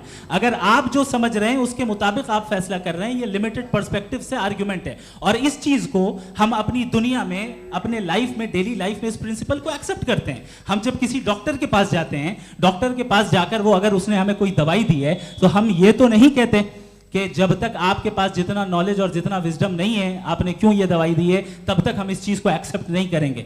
नहीं कहते, हम उसकी अथॉरिटी को तस्लीम करते हैं। क्यों? क्योंकि उसकी हम जानते हैं कि वो नॉलेजेबल है, वो विजडम वाला है, हमसे ज्यादा नॉलेज और हमसे ज्यादा विजडम है। बताएं सर। मैंने डॉक्टर में और खुदा में बड़ा डिफरेंस है। डॉक्टर पढ़ा लिखा होता है एक, तो मैं उसकी बात सुनूंगा। 2 ये नहीं, कुछ जवाब तो ये भी नहीं है सर। प्लीज अगर सब ऑडियंस से बोलने लगेंगे तो फिर मतलब नहीं सिविलाइज्ड बहस का। मतलब आप ये कहें कि चूंकि आप डॉक्टर पे बिलीव करते हैं इसलिए खुदा पे बिलीव कीजिए, क्या ये मिसाल आपको समझाने के आर्गुमेंट है, इस पे आपको एतराज नहीं है। तो सिंपल बात ये है कि मैं अगर ये यकीन कर लूँ कि एक ओमनीपोटेंट, उसकी मसलहत है, ये जो बच्चे मर रहे हैं ये मसलहत है उसकी, मुझे नहीं चाहिए इसकी मसलहत। उसकी मसलहत नहीं, यही तो समझना है, मतलब एक्सपीरियंस। अच्छा, इस आपने अभी मेरी बात पूरी सुनी नहीं। मैंने कहा आपका पूरा आर्ग्यूमेंट 2 फॉल्स असम्पशंस पर है। एक फॉल्स असम्पशन मैंने बता दिया, दूसरा फॉल्स असम्पशन ये है कि इस दुनिया में इविल के होने का कोई गुड रीजन नहीं है, जबकि हमारे पास बाज रीजंस मौजूद हैं, हमारे पास बाज वजूहात मौजूद हैं। अगर इस दुनिया में इविल ना हो तो आप गुड को डिफाइन कैसे करेंगे? अगर जुल्म ना हो आप इंसाफ को समझेंगे कैसे? अगर तारीकी ना हो तो आप लाइट को समझेंगे कैसे? बहुत अच्छे। अभी और सुन लें, अभी और बाकी है। ये तो बात बहुत पसंद आई साहब मुझे कि जब तक रेप ना हो तब तक औरतों की इज्जत का ख्याल आपने मेरा जवाब पूरा सुना ही नहीं। जब तक के बच्चों का कत्ल ना किया जाए तब तक आपको बच्चों की मासूमियत की इज्जत। आपने पूरा जवाब सुना ही नहीं। क्या बात है, क्या आपने नुक्ता निकाला? आपने पूरा जवाब सुना ही नहीं। आप सुन लें, मेरी बात सुन लें। ये मैंने आपको एक चीज बताई। दूसरी चीज, इस दुनिया में हम आए हैं टेस्ट के लिए, हमारा टेस्ट हो रहा है और हर इंसान का अलग अलग अंदाज में टेस्ट होता है। और इस दुनिया में अगर इविल मौजूद है तो वो इविल जरिया है हमारे अंदर ह्यूमन नोबल क्वालिटीज को डेवलप करने का और अलग अलग फील्ड में प्रोग्रेस करने का। और अगर हमारे अंदर और इस दुनिया में इविल नहीं होता तो बताइए टेस्ट का मतलब क्या होता? अगर मैं अपने स्टूडेंट को एमसीक्यूज दूं और उसमें सिर्फ राइट आंसर लिख कर दे दूं और कहूं तुम्हारा टेस्ट हो गया, ये मीनिंगलेस है। इस दुनिया में अगर हम टेस्ट के लिए आए हैं तो जाहिर है गुड एंड इविल दोनों मौजूद है। तो अगर गुड एंड इविल दोनों मौजूद है तो ये इविल भी खुदा का बनाया हुआ है? जी हाँ, खुदा का बनाया हुआ है। लेकिन अच्छा, चलो अच्छी बात। जी बिल्कुल, तो बिल्कुल खुदा ने बनाया। अभी तो ये है कि जो मेजॉरिटी है दुनिया में वो इविल है, तो ये खुदा एक्चुअली इविल के साइड पे लग रहा है मुझे। बिल्कुल भी मैं बताता हूं। मेजॉरिटी में तो वो है। क्या बात कर रहे हैं भाई आप? मैं बहुत कोई भी जो मुंसिफ होगा, चाहे आपका अपना घर हो जिसके आप सबसे बड़े हैं, चाहे आपकी ऑर्गेनाइजेशन हो जो आप चलाते हैं, वहां पर आप इविल रखेंगे साबित करने को कि बाकी लोग शरीफ हैं? मेरी बात सुनिए। क्या ये आर्ग्यूमेंट ही गलत है? अगर कि जब तक के कोई इविल नहीं होगा तब तक के शरीफ आदमी शरीफ नहीं लगेगा। अगर एग्जामिनर गलत ऑप्शन दे रहा है तो एग्जामिनर इविल नहीं हो गया, जो गलत ऑप्शन को सेलेक्ट कर रहा है वो फेल होगा। क्रिएटर ने इविल को बनाया है लेकिन वो इविल नहीं है। अच्छा सुनिए मेरी बात, हाँ। Let me complete sir. जी जी। क्रिएटर ने इविल को बनाया है टेस्ट के लिए, वो इविल नहीं है। इविल वो होगा जो उसे इख्तियार करेगा। छुरी को बनाने वाला गलत नहीं होता है, छुरी का गलत इस्तेमाल करने वाला गलत होता है। रेप को कैसे गलत इस्तेमाल करते हैं? रेप इंसान के फ्री विल का नतीजा है। ये रेप कैसे गलत इस्तेमाल होता है? ये मुझे अब सुन लें, अब सुन लें। गलत इस्तेमाल होता है। हाँ मैं बता रहा हूँ ना, कैसे गलत मैं बता रहा हूँ कि जो इविल इस दुनिया में मौजूद है उसके कई सारे तरीके हैं। एक तरीका इंसान का अपना फ्री विल है। अब अगर कोई रेपिस्ट रेप कर रहा है तो इसका गॉड का कसूर नहीं है, वो अपने फ्री विल का गलत इस्तेमाल कर रहा है, उसको सजा मिलनी चाहिए। अच्छा। और उसी के लिए जहन्नम बनाई गई है। ये फ्री विल का भी बड़ा चक्कर। आप जब कोई बुरा काम करते हैं या कोई बुराई होती है तो ये कहा जाता है कि ये फ्री विल है। 7 billion free wills are moving on this planet. 7 billion free will. और एक आदमी अपनी फ्री विल से मुझे कत्ल कर दे तो मैं खुदा की मर्जी से मरा हूँ कि इसकी फ्री विल की वजह से? मेरी मौत खुदा के हाथ है या ये फ्री विल वाले के हाथ है? खुदा ने फ्री विल का निजाम बनाया है और उस निजाम का गलत इस्तेमाल करके कोई आपको मार रहा है, इस्तेमाल करके मेरा कत्ल कर देता है। अब मेरी मौत का जिम्मेदार कौन है? वो इंसान जिम्मेदार है। वो इंसान। जी। तो ये कहना कि और उसको सजा मिलेगी। तो अब आप आगे चलिए कि ये तय करना कि अल्लाह ही या खुदा, अल्लाह ने, खुदा ही जिंदगी देता है, खुदा ही मौत देता है, ये गलत है। बिल्कुल गलत नहीं है। हाँ, नहीं, निजाम उसी ने बनाया फ्री विल का, निजाम मौत और हयात का उसी ने बनाया। You are contradicting yourself. अभी आपने कहा कि एक आदमी ने फ्री विल से आपको मार दिया, इसमें उसे फ्री विल दी गई थी, उसने गलत इस्तेमाल किया। 7 billion free wills are moving on this planet और आप चाह रहे हैं कि मैं सिर्फ खुदा का ध्यान करूं। ये 7 बिलियन फ्री विल्स को मुझे लुक आफ्टर करना पड़ेगा कि नहीं? ये तो तबाहियां कर रही हैं और तबाहियां ज़्यादा हो रही हैं। बिल्कुल। तो अगर आप बताएं अगर खुदा नहीं है फॉर एग्जाम्पल, तो आप इविल को कैसे डिसाइड करेंगे? यानी how can you define evil objectively without God? देखिए, दुनिया में 2 तरह के जानवर हैं। एक जो अकेले रहते हैं जंगल में और एक जो ग्रुप्स में रहते हैं। ग्रुप में जो भी रहेगा, चाहे वो आपका फाउंडेशन हो, चाहे कोई क्लब हो, चाहे कोई पॉलिटिकल पार्टी हो, चाहे कोई यूनिट हो, उसमें आपको इंटरैक्ट करने के रूल बनाने पड़ेंगे। यानी लोग तय करेंगे। लोग तय करेंगे। अगर लोगों ने ये तय किया कि किसी का रेप करना सही है, आप जस्टिफाई करेंगे? नहीं, आपका फाउंडेशन तो ये हो गया ना कि लोग ही विल डिसाइड करेंगे। नहीं, अरे दुनिया में ऐसे ग्रुप्स हैं जो रेप को जायज़ मानते हैं सर्टेन हालात में। मैं डिटेल में नहीं जानूंगा, आप भी जानते हैं।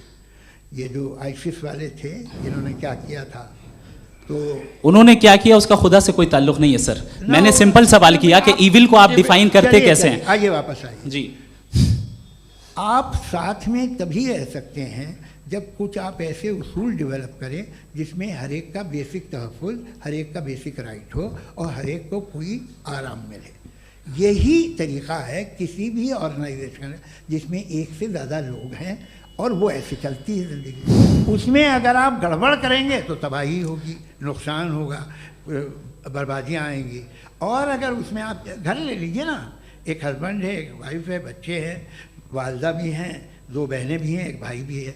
अब इसमें कोई निज़ाम आपको चाहिए साथ में रहने का, और एक दूसरे पे भरोसा रहे, एक दूसरे के बहीख्वाह हों, एक दूसरे की मदद करें, ऐसी जिंदगी। सर आपकी बात आ गई, आप ये कह रहे हैं कि लोग डिसाइड करेंगे क्या सही है क्या गलत है, यही है? मेजॉरिटी डिसाइड करेगी क्या सही है क्या गलत है? अरे भाई बिल्कुल। मेजॉरिटी अगर ये कहे कि नाजी जर्मनी के साथ जिस तरह मेजॉरिटी थी कि जेनोसाइड करना सही है, आप जस्टिफाई करेंगे? उस वक्त आपका ये सवाल सिर्फ उसके बाद क्लोजिंग। हाँ, उस वक्त प्लेनेट पे जो लोग थे, उनमें कितने लोग हिटलर को सही समझते? अच्छा, प्लेनेट की मेजॉरिटी तय करेगी सोसाइटी की नहीं, प्लेनेट की मेजॉरिटी गॉड के एग्जिस्टेंस को सही मानती है, आप क्यों नहीं मानते? ये हेलो ये क्रॉस क्वेश्चन का राउंड यहाँ पर समाप्त होता है। और ये बड़ा अच्छा है कि इस तरह से फ्रेगमेंट कर दिया गया है ताकि जो मरकरी ऊपर जा रहा है नीचे जवाब दे दूं जी। प्लेनेट की ज़्यादातर मेजॉरिटी कुछ दूसरे मजहबों के खुदा को मानती है। आप उन्हें क्यों नहीं, आप तो मेजॉरिटी की बात कर रहे हैं। अच्छा, ये क्लोजिंग आप ये कह रहे हैं इविल और गुड को डिसाइड मेजॉरिटी करेगी, मेजॉरिटी जो कर दे वो सही हो जाएगा। क्लोजिंग इसको जैसा आप ही लोगों ने तय किया है उसी फॉर्मेट को फॉलो कर लेते हैं। हाँ भाई, मैंने तो भले लोगों पे एतबार किया और तब मॉडरेशन तय किया जी। आपके पास 5 मिनट का वक्त है, क्लोजिंग आर्ग्यूमेंट है, उसके बाद हम ऑडियंस से क्वेश्चन आंसर लेंगे जावेद साहब की क्लोजिंग आर्ग्यूमेंट के बाद। ओके, बहुत शुक्रिया जी। हमारा जो टॉपिक है डज गॉड एग्जिस्ट, मैं इस पे इतने एकेडमिक तैयारी करके आया था, मुझे था कि मैंने सोचा था कि कई सारे मैं आर्ग्यूमेंट्स दूंगा, लेकिन वक्त की भी किल्लत और जावेद साहब बार बार इधर उधर चले जा रहे थे तो उसको भी थोड़ा एंटरटेन करना पड़ गया। डज गॉड एग्जिस्ट पे मैं एक ही आर्ग्यूमेंट दे पाया, आर्ग्यूमेंट्स बहुत हैं और डेफिनेटिव आर्ग्यूमेंट्स हैं, और मेरे आर्ग्यूमेंट को किसी एक राउंड में भी इन्होंने एंटरटेन नहीं किया और रेफ्यूट नहीं किया, एक राउंड में भी नहीं, एक राउंड में भी नहीं। और ना ही अभी आपका क्लोजिंग आर्ग्यूमेंट आएगा, नहीं वो बता देना। Argument of contingency sir. अरे मैं आपसे कई बार कह चुका हूं कंटिजेंसी का मतलब अब मैं कैसे समझाऊं आपको? आपस में हाँ, आप और कितने आसानी से समझाऊं मैं, मुझे तो नहीं समझ में आ रहा है। आप अपनी आर्ग्यूमेंट ऑफ कंटिजेंसी उर्दू में बोल सकते हैं। हाँ, आप अपनी बात पूरी कर लें जी, आखिरी 4 मिनट। दूसरी चीज, just a minute please ma'am, can I talk? दूसरी चीज ये है कि आपने एक तो इसका जवाब नहीं दिया, दूसरा आपने गॉड के ना होने पर कोई डेफिनेटिव आर्ग्यूमेंट नहीं दिया, सिर्फ मजहब पे बात कर रहे हैं आप। मजहब तो आज हमारा टॉपिक ही नहीं था, आज तो हमारा टॉपिक हो, आप मजहब से ले लेकर आईएस तक चले गए। भाई हमारा क्या ताल्लुक है उससे? We condemn them. और उसका गॉड से क्या ताल्लुक है? अगर कोई गलत काम कर रहा है, किसी ने किसी को कत्ल किया, किसी ने किसी का रेप किया, उसको सजा मिलनी चाहिए। और आपके पास कोई भी rational strong foundation of morality नहीं है। आपने कहा कि मेजॉरिटी तय करेगी सोसाइटी की, वो सही होगा। मैंने कहा हिटलर को फिर आप सही कहेंगे, नहीं, प्लैनेट की सोसाइटी की मेजॉरिटी तय करेगी। तो प्लैनेट की मेजॉरिटी गॉड के एग्जिस्टेंस को मानती है, आप कह रहे हैं ये रिलीजियस है। तो यानी आपके पास कोई स्ट्रॉन्ग फाउंडेशन नहीं है ऑब्जेक्टिव मोरालिटी का। ऑब्जेक्टिव मोरालिटी का अगर कोई फाउंडेशन है तो वो सिर्फ गॉड है, गॉड है, गॉड है। थैंक यू जी। ये मुफ्ती शमाइल नदवी साहब का क्लोजिंग आर्ग्यूमेंट था। अब हमारे पास जी जी ये बड़ा अच्छा है कि दोनों लोगों को मॉडरेटर से शिकायत भी और बोल रहे भाई हमारी शाबाशी भी तो करते चलो। अब मेरी बात जी, आपके पास जावेद अख्तर साहब 5 मिनट का वक्त है, ये आपका क्लोजिंग आर्ग्यूमेंट है, टाइम रीसेट कर दें जी। देखिए, बहुत सारी बातें हैं। गॉड का डेफिनेशन दुनिया के किसी भी रिलीजन में है कि वो ओमनीपोटेंट है, ओमनीप्रेजेंट है, he is just, he is kind, he loves you and so on. मैं जब दुनिया देखता हूँ तो मुझे कोई ऐसा सुप्रीम पावर यहाँ दिखाई नहीं देती है जो इंसान की बहबूदी के लिए कुछ कर रही हो, कमज़ोर को बचा रही हो, मदद कर रही हो, जालिम को पीछे हटा रही हो। मैं नहीं देखा, तारीख़ में नहीं। एक तो अगर है और ये देख रहा है तमाशा, तो उसका होना न होना बराबर है। दोयम ये कि ये जो है, जब आप ये कहते हैं कि कायनात जिसकी कंटिजेंसी ये है, मैं देखिए वो लफ्ज़ इस्तेमाल किया मैं, तो ये कैसे हो सकती है भाई? और फ़ौरन आप सरेंडर कर देते हैं कि जाहिर है कि इसका बनाने वाला तो इससे 10,000 गुना ज़्यादा कॉम्प्लिकेटेड होगा। उस पर आपके होने पे कोई इतराज़ नहीं है। उसे वो टाइमलेस है, वो पहले से था, टाइम तो बहुत बाद में आया, ये सब आप मानने को तैयार है, जिसका आपके पास कोई सबूत नहीं, आपके पास कोई रीज़न नहीं है। आपकी तारीख क्या है मज़हबों की, बिलीफ की, जो खुदाओं का बिलीफ है, ये कॉन्स्टेंटली गलत साबित होता रहा है। मतलब आप कहें कि अरिस्टोटल के ज़माने में तो सब जाहिल थे, वो भी इतने ही यकीन से खुदा पे यकीन रखते थे, जो अब नहीं रहा, ये भी नहीं रहेगा, आप लिख लीजिए। और इसके आसार आपको दुनिया में दिखाई देना शुरू हो चुके हैं। ये बहस क्या आज से 100 साल पहले इस तरह हो सकती थी? यहाँ तक तो आपको हम ले आए हैं। तो सर अरे इनको मदद की ज़रूरत नहीं भाई, ये सेल्फ सफिशिएंट आदमी है, आप क्यों इनकी मदद कर रहे हैं? Sir please. तो ये जो है तमाम बातें अपनी जगह हैं। ये एक पैकेज है। आप अकेले, कोई आदमी ऐसा नहीं जो सिर्फ गॉड को मानता हो, उसके साथ बहुत पैराफर्नेलिया आता है, अलग अलग पैराफर्नेलिया आते हैं। They have always created chaos in the society.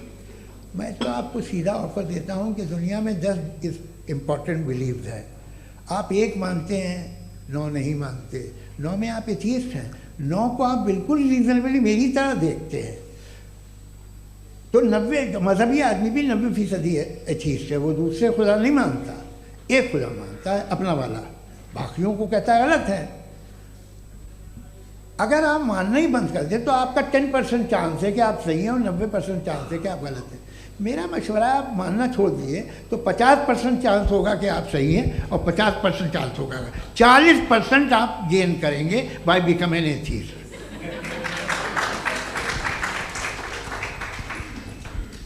ये एक फरसूदा ख्याल है, ये ख़त्म हो रहा है। हो सकता है मेरी ज़िंदगी में ना हो, लेकिन ये हो जाएगा। जो बातें ये इनको आप मेटाफिज़िकल ये वो ऐसे रिस्पेक्टेबल टर्म दे दिए, ये तो उन लोग के हैं जिन्हें ना फिज़िक्स मालूम थी ना मेटा मालूम था, ये उन्होंने आपको दिए हैं।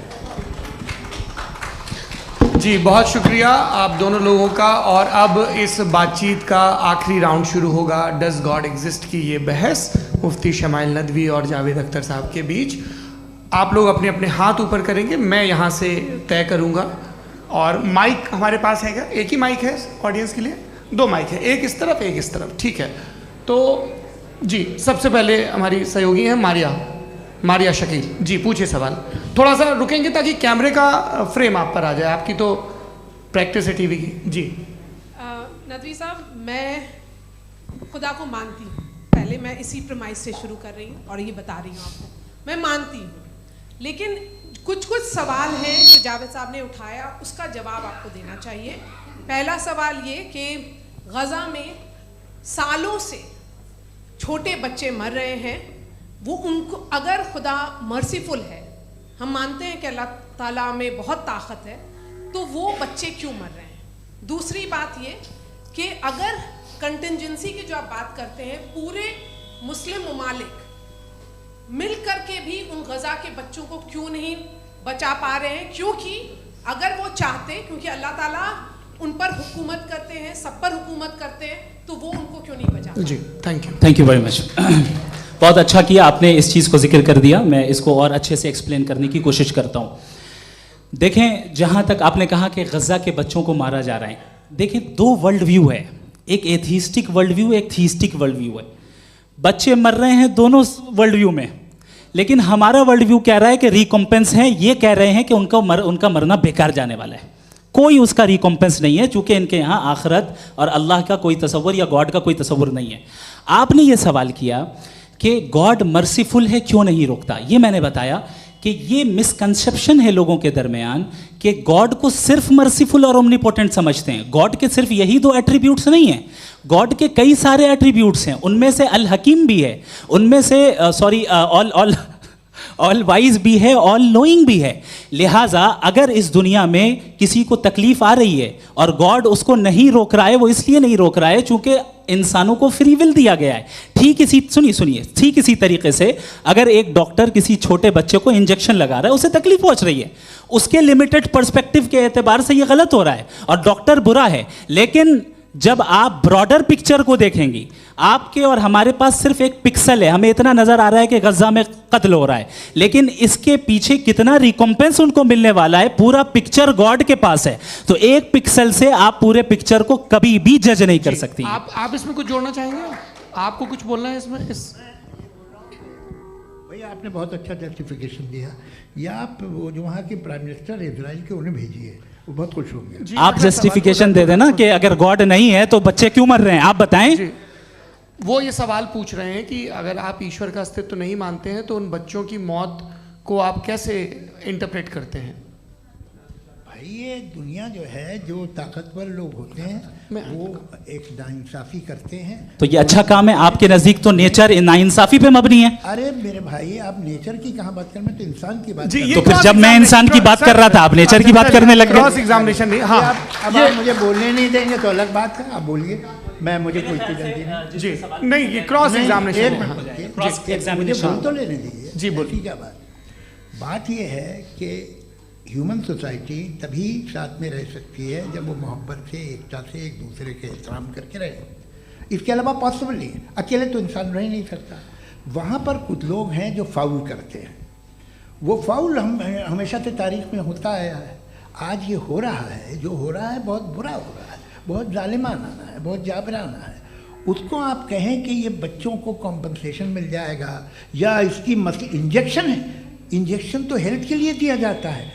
आप ये कह रहे हैं कि ये बच्चों की जो धज्जियां उड़ रही हैं ये इंजेक्शन है, ये टेस्ट है, ये टेस्ट है, और उस टेस्ट में उनको ऐसा रिकॉम्पेंस मिलेगा जो आपके तस्वुर के बाहर है। ये आप 3 बरस के बच्चे को बारूद से उड़ा के टेस्ट ले रहे हैं। वाह, वो नहीं ले रहा है, खुदा नहीं उड़ा रहा है, इजराइल उड़ा रहा है। जी, ये तो उसको कंडेम अगला सवाल लेते हैं प्रोफेसर पुरुषोत्तम अग्रवाल।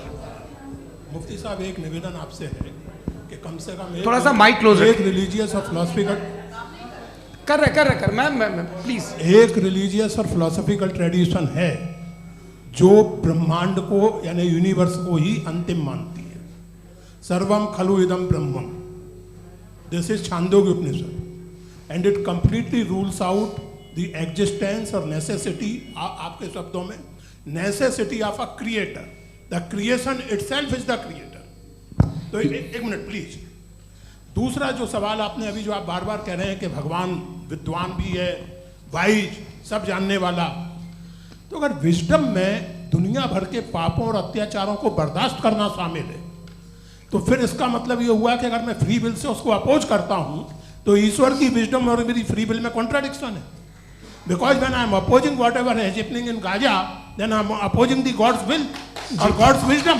जवाब लेते हैं। तो गॉड की विजडम, एक मिनट सर प्लीज सर, ये एक जुमला, गॉड की विजडम है कि गाजा में जो कुछ हो रहा है वो हो रहा है, मैं उसका अपोज कर रहा हूं, तो मैं गॉड की विजडम के खिलाफ जा रहा हूं। एक सवाल। दूसरा ये नहीं, आपने 2 ऑलरेडी। सर आप और सवाल कर लें, लेकिन मुझे 2 जवाब दे दें। पहले आपने ये कहा, सुनिए मेरी बात सुनिए। इजराइल के गॉड के मुताबिक तुम्हारा ठीक हो रहा है ना? नहीं हो रहा है, ठीक नहीं हो रहा है। मैं बता रहा हूँ क्या हो रहा है, आप तशरीफ रखें, मैं बता रहा हूँ क्या हो रहा है। Late me complete please. एक सेकंड गाइस, एक सेकंड। ये देखिए, ऐसा है कि ये सब बड़ा आपस में विचार विमर्श के बाद ये तय हुआ था कि कुछ नियम बना लिए जाएं ताकि एक टाइम बाउंड बातचीत चले। और भाई साहब, आप बड़ा ज़रूरी काम कर रहे हैं, लेकिन कैमरे के फ्रेम में आके उस काम को गड़बड़ कर दे रहे हैं। ठीक है गुरु, अब मेरे को कहीं का गुस्सा कहीं निकालना था, सॉरी। नहीं, कोई गुस्सा नहीं है जी। तो प्रोफेसर ने सवाल पूछे, आप उनके जवाब दें, और थोड़ा ये सब लोग थोड़ा ख्याल रखें भाई, सवाल संक्षिप्त रखें जी। आपने 2 सवाल किए। सबसे पहला ये कहा कि हमारे पास ये कॉन्सेप्ट है कि ये यूनिवर्स खुद नेसेसरी बीइंग है, creation itself is the creator. How irrational is this कि मैं एग्जिस्ट करूंगा बाद में, लेकिन अभी एग्जिस्ट कर भी रहा हूं, यानी एक ही टाइम में एग्जिस्ट भी कर रहे हैं, नहीं भी कर रहे हैं। This is not true. दूसरी चीज, आपने कहा कि अगर इजराइल में, सॉरी माफ कीजिएगा, Israel doesn't exist, occupied Palestine में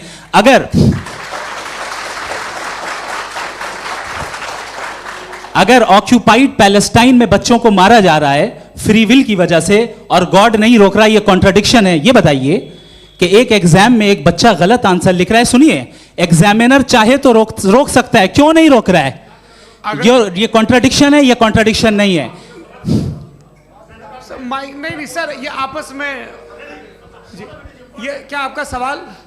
माइक दीजिए। फ्री विल दिया गया है टेस्ट के लिए, अकाउंटेबिलिटी के लिए। अगर फ्री विल नहीं होता तो आप कहते हैं हमें रोबोट बना दिया गया। नॉट मिसरिप्रेजेंट माय पोजीशन, आपकी जो भी पोजीशन, मैं अपनी फ्री विल के नाते, अपने ह्यूमन विजडम के नाते गाजा में हो रही अत्याचार का विरोध करता हूं। बिल्कुल करना चाहिए। आपके हिसाब से मैं गॉड की विजडम का विरोध कर रहा हूं? बिल्कुल नहीं, समाज हो रहा है गॉड की, बिल्कुल भी नहीं, बिल्कुल भी नहीं।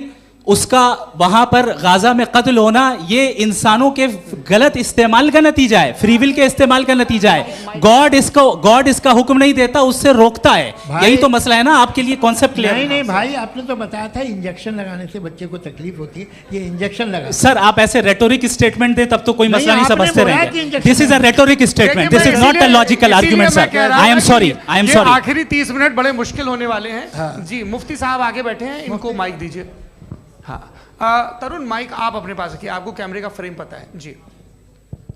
सबसे पहले दोनों को मुबारकबाद। एक सर अपना आप नाम बता दें। आप अमेरिका में शिकागो में रहते हैं, इतना मुझे याद है। बताया आपको, यासिर नदीम अलवाजदी मेरा नाम है। जावेद सर आपसे एक क्वेश्चन है इन्फिनिट रिग्रेस के ताल्लुक से। एक हाइपोथेटिकल सिनेरियो है, मसलन अगर आप सर माइक थोड़ा सा प्लीज क्लोज रखिए जी। अगर आप शायर इसलिए हैं कि आपके कोई उस्ताद शायर थे, और वो इसलिए शायर थे कि उनके कोई उस्ताद शायर थे, और इसी तरीके से हम माजी में पीछे चलते चलते चले जाएं और कहीं ना रुके, तो माफ कीजिएगा आप कभी शायर नहीं हो सकते। लेकिन आप शायर हैं, आपका शायर एग्जिस्ट करता है, इसका मतलब ये है कि आप कहीं ना कहीं रुके हैं। तो मेरा सवाल ये है कि क्या आप इन्फिनिट रिग्रेस ऑफ कॉजेस को लॉजिकल फैलेसी मानते हैं या नहीं मानते? हाँ या ना?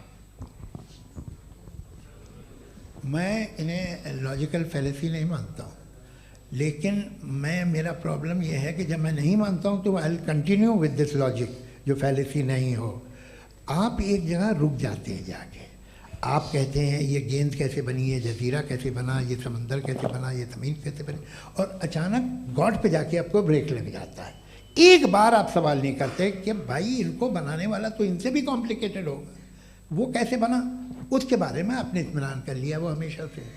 तो अगर आप उसे हमेशा से मानते हैं तो फिर ये मान लीजिए कि कायनात हमेशा से, क्या तकलीफ? फिर हम वजूद में नहीं आते जी है। हम मौजूद नहीं। अच्छा सर क्यों नहीं होता? मैं बताऊंगा प्लीज। जैसे मैंने मिसाल दी आपके शेर, आपका शेर कभी वजूद में ना आता अगर शायर इसी तरह चलते रहते हमेशा। जी माइक मेरे ख्याल से एक सेकंड, इन्फिनिट रिग्रेस का कॉन्सेप्ट क्लियर नहीं हो पाया, ऐसे रहने दें, लेट्स मूव ऑन सर। ठीक है। हाँ थोड़ा सा मॉडरेटर का भी ख्याल रखें। नहीं आपने तो रखा है, आपने रखा है। यहाँ पे गौहर रजा साहब हैं, वो भी एक सवाल पूछना चाहते हैं। माइक नीचे से ऑन कर दिए नीचे। पहले तो ये कह दूं कि मैं उन बच्चों से शर्मिंदा हूं जिनको गज़ा में कत्ल किया गया, क्योंकि हमारे होते हुए कत्ल किया गया। लेकिन उससे ज़्यादा शर्मिंदगी इस बात से हुई कि मुझे लगा कि मुफ्ती साहब उसको जस्टिफाई कर रहे हैं। बिल्कुल भी नहीं, आप बहुत ही गलत। मुझे लगा मैं गलत हो सकता हूं, बिल्कुल गलत। मैं सवाल पूछ रहा हूं, सवाल मैं सवाल पूछ रहा हूं।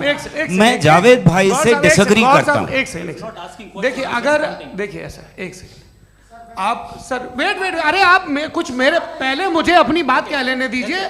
अगर ऑडियंस तय करेगी तो फिर मॉडरेटर का मतलब नहीं। मेरा आप सबसे ये कहना है, ये बहस दो लोगों के बीच में है, एक तरफ मुफ्ती साहब, एक तरफ जावेद साहब। पिछले 1.5 घंटे से ये लोग अपने अपने तर्क रख रहे हैं। आपकी इनसे इत्तेफाकी हो सकती है, ना इत्तेफाकी हो सकती है। मेरे उस्ताद मुझे सिखा गए हैं कि मुखामुखम में असहमति की गुंजाइश बची रहनी चाहिए। अगर मैं आपकी बहुत इज्जत करता हूं गौहर साहब, आपने जो कमाल की किताबें लिखी, साइंटिफिक टेम्परामेंट, लेकिन मेरी ये गुजारिश है आप सब से कि यदि आप इन लोगों ने जो बोला उन पर टिप्पणियां करेंगे तो ना वक्त की पाबंदी रहेगी, ना वो अनुशासन। आप सवाल पूछ लें, उस सवाल में जो बात आ जाए वो आ जाए। मैं जावेद साहब से डिसएग्री करता हूं, इसलिए जावेद साहब से सवाल पूछ रहा हूं। आपका सवाल जावेद अख्तर साहब से। और सवाल ये है मेरा कि जावेद साहब ने कई बार लॉजिक का इस्तेमाल किया कि साइंस में लॉजिक है और रिलीजन में लॉजिक नहीं है। मेरा ख्याल ये है कि रिलीजन में भी लॉजिक है, लेकिन उस लॉजिक की बेसिस ये है कि आप रुक जाते हैं, जिसका जिक्र जावेद साहब ने बार बार किया, यानी खुदा के तसव्वुर पे आते हुए, गॉड के तसव्वुर पे आते हुए रुक जाते हैं। और इसमें सवाल पूछना मतलब फॉरबिडन होता है। सवाल यह है कि क्या जावेद साहब इससे एग्री करते हैं कि साइंस की लॉजिक अलग है और रिलीजन की लॉजिक अलग है। बताइए सर। देखिए, 3 चीज़ें हैं। साइंस है, एक है मंतिक है, इस्तिदलाल है, और एक जो है कुछ भी नहीं है, फेथ है, अकीदा है। मैं अकीदे की लॉजिक का कायल नहीं हूँ। मुझे आप इस्तिदलाल से, लॉजिक से, रीज़न से समझाइए, मैं मानने को तैयार हूँ, मेरा क्या नुकसान होगा। लेकिन ये कि अकीदे पे मैं नहीं जा सकता हूँ। अकीदे का मतलब है कि तुम ये मान लो, सवाल ना करो, ये नहीं। आप सारी बातें करके, बड़ी साइंटिफिक बातें करके एक जगह जाके खुदा के हुदूद पे रुक जाते हैं, सरेंडर कर देते हैं। मैं सरेंडर करने को तैयार नहीं। That's all. जी, ये आगे सर बैठे हुए हैं, इनको माइक दीजिए। भाई वो आप पूछना चाह रहे थे ना भाई? हाँ, नहीं मैं ये, थैंक यू जी, आपका नाम? आसिम इफ्तिखार। आसिम जी, पूछिए। सर, जावेद सर से सवाल है कि आपने अपने क्लोजिंग माइक थोड़ा करीब रखिए। अपने क्लोजिंग स्टेटमेंट में ये बात कही थी कि मज़हब का जो फ्यूचर है वो ज़्यादा दिन नहीं जाने वाला है, लेकिन मैं देख पा रहा हूँ कि जो ऑक्सफोर्ड यूनिवर्सिटी की एक स्टडी है 2011 में हुई है, जिसके 50 एकेडमिशियंस ने इसको अंजाम दिया था, उसमें वो ये कहते हैं कि जो फेथ इन गॉड है वो इनबिल्ट है ह्यूमन नेचर के अंदर, जिसको हम कहते हैं फितरत के अंदर शामिल है वो। और वो ये कहते हैं कि अगर कोई ये समझता है कि मज़हब को वो ख़त्म कर देगा तो ये उसकी गलत फहमी है। तो आप इसके बारे में, इस स्टडीज़ के बारे में क्या कहते हैं? ठीक है, मैं उनसे एग्री नहीं करता हूँ। वो कौन से प्रोफेसर होंगे? ऐसा उनके क्या पास डेटा है, इन्होंने डेटा के बेस होगा। डेटा क्या हो सकता है? फ्यूचर का डेटा तो नहीं हो सकता ना उनके पास। प्रेजेंट का डेटा हो सकता है। डेटा आपने सुना 100 साल पहले का बाद का डेटा? मैंने तो नहीं सुना आज तक। तो आज उनकी ये राय है और होगी राय, ठीक है। दुनिया में तरह तरह की राय है लोग, लेकिन मैं समझता हूँ कि वक्त के साथ इंसान ज़्यादा से ज़्यादा रीज़नेबल और लॉजिकल होता जा रहा है। आज आप देखिए वेस्टर्न यूरोप में क्या परसेंटेज है नॉन बिलीवर्स की, बहुत हाई। वहाँ चर्च खाली पड़े होते हैं। तो अल्टीमेटली तो इंसान कोई ऐसी बात बहुत अरसे तक नहीं मान सकेगा, चाहे गलत या सही, जो उसे, उसके दिमाग को, उसके जहन को, उसकी लॉजिक को अपील न करे। वो कह रहे हैं तो ऑक्सफोर्ड के होंगे तो कैम्ब्रिज के होंगे, तो मुझे क्या लेना देना। उनका डेटा मुस्तकबिल का नहीं हो सकता है। जी, दीपक, हाँ पूछिए। मैं आऊँगा, अभी पीछे की साइड भी आऊँगा, माइक वहीं भेजूंगा 2-3 साल के लिए। जी जावेद साहब, आपसे सवाल है। नमस्ते। अरे भाई सर, अगर आप ही लोग तय करना है तो फिर 200 लोग तय कर लें। ये एक साहब नहीं sir, please don't do this sir. Sir, everybody has a right sir, but we can only take selected questions. No sir, ये यंग लोग भी हैं तो इनकी ये अब उतने यंग, भाई आप यंग हैं कि नहीं हैं? वो कह रहे हैं वो भी यंग हैं साहब, आप उनकी नौजवानी पर दावा उनको ही करने दें। हाँ मुफ्ती साहब, आप यंग, हाँ पूछे। अरे भैया सर, मेरा सवाल ये है, कुछ इनसे भी तो पूछो। जी हाँ, नहीं, बस आपसे एक सवाल है। जैसे थीस्टों के पास अपने जो ईश्वर को मानते हैं उनके पास अपने सोशल गेट टुगेदर्स हैं। 5 रोज़ आज क्रिसमस आने वाला है, होली है, दिवाली है, ईद है। एथिस्ट क्या ऑफर कर रहे हैं? मतलब मैं इनकी दुकान से बोलूं मैं आना चाहता हूं उस तरफ, पर मैं अट्रैक्ट नहीं हो पा रहा हूं। मैं सोशल गेट टुगेदर्स क्या है आपके पास? वो ये कह रहे हैं कि जो धार्मिक लोग हैं, अलग अलग धर्म के लोग, उनके उत्सव त्योहार, कॉन्ग्रीगेशन बहुत हैं। अब आपको मैं एक सुनाता हूँ, यहाँ हिस्टोरियन भी बैठे हैं। मृदुला जी, आप बताइएगा सही है कि नहीं। ये एक कॉन्स्टेंटाइन, एक ग्रीक रोमन बादशाह था जो क्रिश्चियनिटी आने के 400 साल बाद उसने डिसाइड किया कि मैं क्रिश्चियन हो जाऊंगा, मेरी पूरी स्टेट कैंसिल हो जाएगी। उस ज़माने में ऐसे ही होता था, राजा जो धर्म इख्तियार करता था वो जनता भी कर लेती थी, इसलिए कि वो हो गया था बैंकक्रप्ट। और उसे जो मेडिटेरियन कोस्ट के रिच क्रिश्चियन वो थे मर्चेंट, उससे पैसा चाहिए था। तो उसने कहा यार क्रिश्चियन हो जाओ। तो उसने अपने वजीर से कहा कि भाई ये हिस्ट्री है कि अब हम लोग क्रिश्चियन हो जाते हैं। पहले सर हो जाएंगे, कोई प्रॉब्लम नहीं है, लेकिन एक प्रॉब्लम ये है कि 17 दिसंबर से 25 दिसंबर तक जो पेगन फेस्टिवल होता, जो पेगन जो फेस्टिवल होता है वो बंद हो जाएगा, इसलिए कि हम क्रिश्चियन हो गए तो होगा नहीं। तो वो बच्चों को बहुत बुरा लगेगा, पब्लिक को बहुत इन्जॉय करते हैं, खासतौर से 25 को मेन डे। उसने कहा हाँ ये तो सही कह रहे हो, ये जीसस क्राइस्ट की पैदाइश कब थी? कहते साहब वो अप्रैल में थी। नहीं, कट करो, वो 25 दिसंबर को है। यह हकीकत है। और 400 साल बाद क्रिश्चियनिटी के अप्रैल से दिसंबर ले आए, और इसलिए कि यहाँ पेगन फेस्टिवल होता था। अब मनाते हैं आप आराम से। ये जो सारे फेस्टिवल हैं ये रिलीजन से, हर एक को एक इंटरटेनमेंट डिपार्टमेंट चाहिए होता है अपनी कंपनी चलाने के लिए। तो ये रिलीजन ने, ये सेकुलर त्यौहार थे जिन्हें रिलीजन्स ने ले लिया है। ये मौसम के थे, फसलों के थे, किसानों के थे, उसको आपने लेकर रिलीजियस रंग दे दिया। ये कोई रिलीजन से थोड़ी आए आप। अच्छा हमें देखिए, हम तो मुल्द हैं, हम ईद मनाते हैं, हम दिवाली मनाते हैं, हम होली मनाते हैं, हम क्रिसमस मनाते हैं। बम्बई की फिल्म इंडस्ट्री की सबसे बड़ी होली हमारे घर में होती है, सबसे बड़ी ईद हमारे घर में होती है। वो हमारी सोशल वो है, हमारा हेरिटेज है। ऐसा थोड़ी है कि we will throw the baby along with the water. ये तो अच्छी चीज़ है, इन्हें रखो, जो बेकार है फेंक दो। जी हाँ, हेलो जी, मेरा सवाल नादवी जी से है। जैसा कि आपने बोला कि गॉड टाइम के भी परे हैं और गॉड इतनी कॉम्प्लेक्स चीज़ है कि उसे ह्यूमन माइंड समझ नहीं सकता, और गॉड ने अर्थ पे फ्री विल भी दे दी है, तो आप अपना वक्त ज़ाया क्यों कर रहे हैं गॉड के बारे में बात करके? अपन को तो बात करनी चाहिए कि सोसाइटी को बेहतर कैसे करें। जी, मैं गॉड वही बताता है सोसाइटी को कैसे बेहतर करें। अभी मैं आपका जवाब देता हूँ। आपने कहा कि टाइम पे वो एग्जिस्ट नहीं करता, सो नहीं, मेरा सवाल ये है कि जैसा आपने बोला कि गॉड बहुत ही कॉम्प्लेक्स चीज है। मैंने कहा ही नहीं कि कॉम्प्लेक्स है, तो आपके अल्फाज हैं। कॉम्प्लेक्स का लफ्ज गॉड के लिए सुइटेबल नहीं है। क्यों? क्योंकि कॉम्प्लेक्स वो चीजें होती हैं जो ऑब्जेक्ट हो। God is not an object जिसको आप इंस्ट्रूमेंट के जरिए लेबोरेटरी में जाके टेस्ट करें, oh it's very complex. No, वो कोई कार का इंजन नहीं है। वो फिलोसॉफिकली नेसेसरी बीइंग ऐसी बीइंग है जो सिंपल बीइंग है। हाँ, आप उसको मुकम्मल तौर पे उसकी तमाम हिकमतों को जान ले और हर चीज को जान ले, ये पॉसिबल नहीं है, क्योंकि वो ऑल वाइज है, आप ऑल वाइज नहीं है, और वो खुदा है, वो आपको सारी चीजें बता दे, ये जरूरी नहीं। मेरा सवाल ये नहीं था, मेरा सवाल ये था कि जब गॉड इतना परे है इस दुनिया से कि उसने अर्थ पे फ्री विल भी दी है, हम सब ह्यूमंस की फ्री विल है, और जो सोसाइटी में हो रहा है वो अपन लोग डिसाइड करेंगे, तो अपन लोग डिसाइड नहीं करेंगे ना, अपन लोग डिसाइड नहीं करेंगे।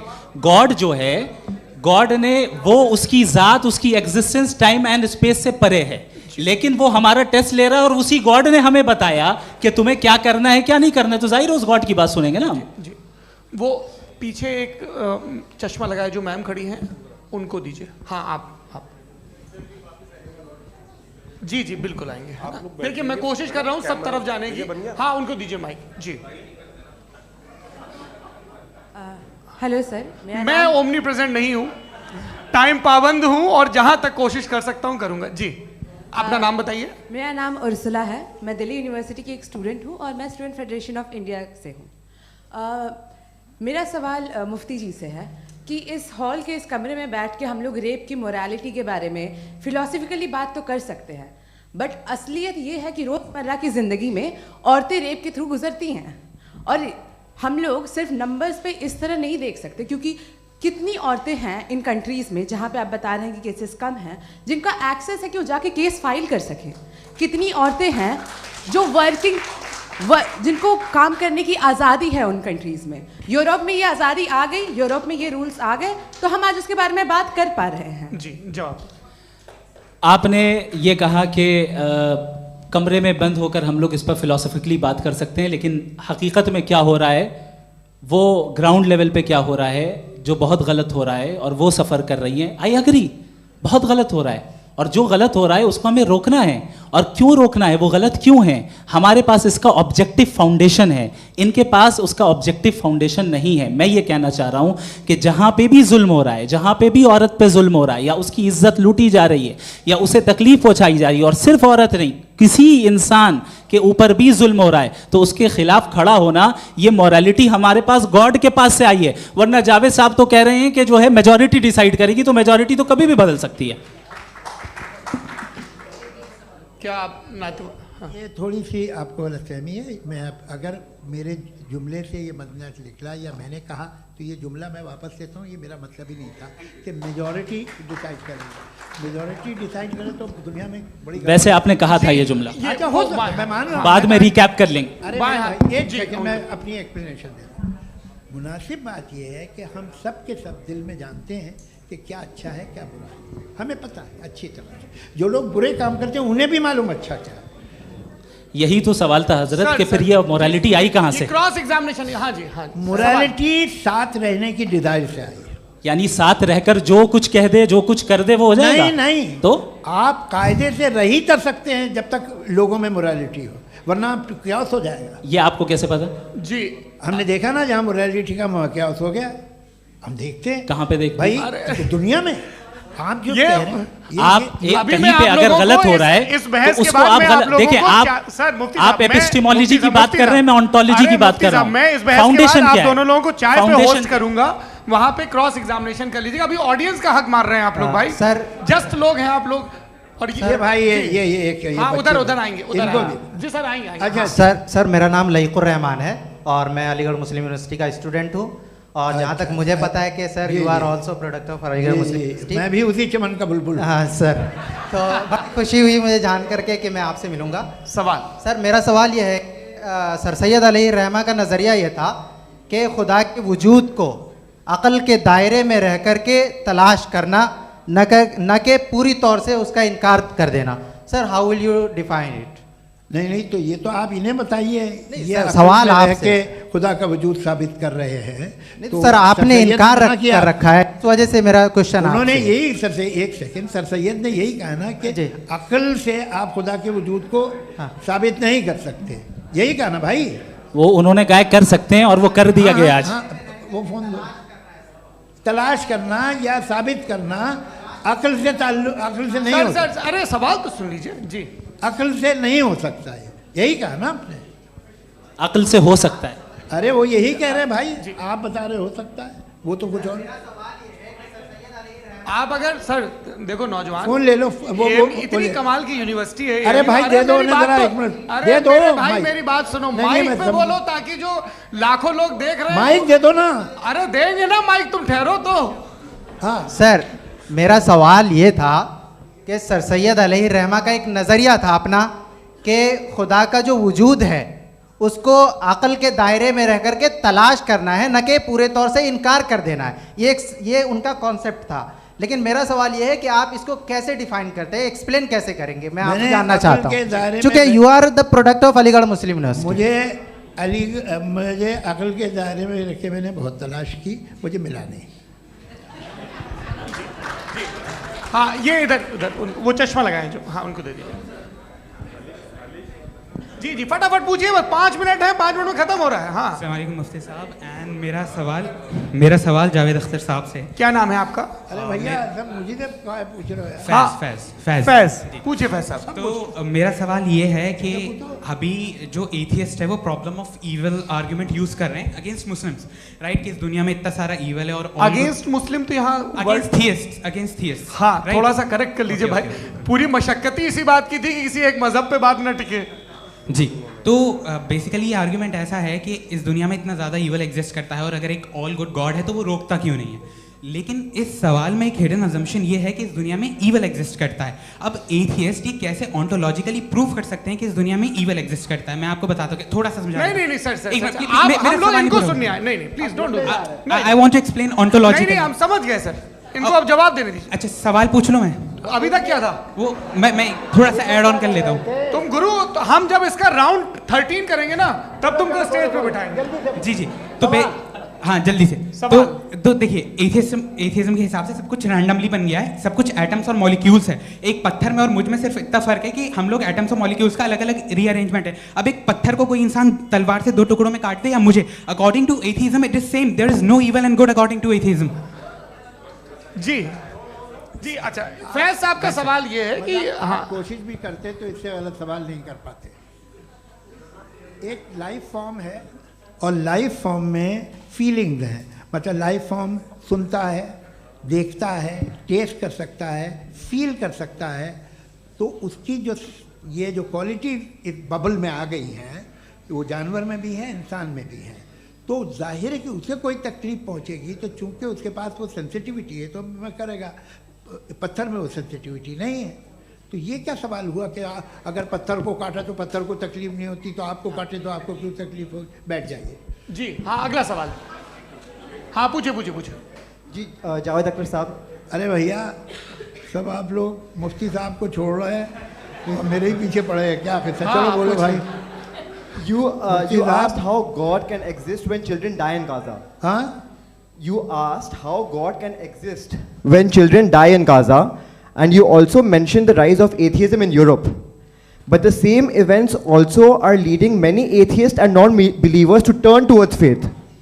How do you interpret this contradiction, where suffering pushes some away from God, yet brings others closer to belief? देखिए, आपको एक बात बताऊं, दुनिया परफेक्ट तो कहीं भी नहीं है, हर जगह कुछ खामियां हैं। बेटा एक मिनट, मैं आप ही को कहेंगे, देखो वो तो कुछ खामियां, कमज़ोरियां, खराबियां सब जगह है। लेकिन अगर देखोगे ईमानदारी से कि दुनिया सबसे ज़्यादा महज़ब कहाँ है, एक आम शहरी को कहाँ हुकूक हासिल हैं, वो बोल सकता है, अपनी मर्ज़ी से काम कर सकता है, अपनी मर्ज़ी से राय दे सकता है, हुकूमत के ख़िलाफ़ बोल सकता है, बरसरे इक़्तिदार लोगों के बारे में बोल सकता है, सरमायादारों के ख़िलाफ़ बोल सकता है। तो आपको ये स्कैंडिनेवियन कंट्रीज़ में मिलेगा, वेस्टर्न यूरोप में मिलेगा। मैं नहीं कह रहा वो परफेक्ट है, बिल्कुल नहीं, वहाँ बहुत ख़राबियाँ भी हैं, परफेक्ट तो कोई नहीं। लेकिन जिन जिन मुल्कों में, लैटिन अमेरिका देखो, गल्फ़ देखो, वहाँ पर आपको ये ज़रूर है कि रेप नहीं होते होंगे। रेप की ज़रूरत क्या है भाई? उसको तो ख़रीद लो, घर में रखो, सड़क पर रेप करने की क्या ज़रूरत है?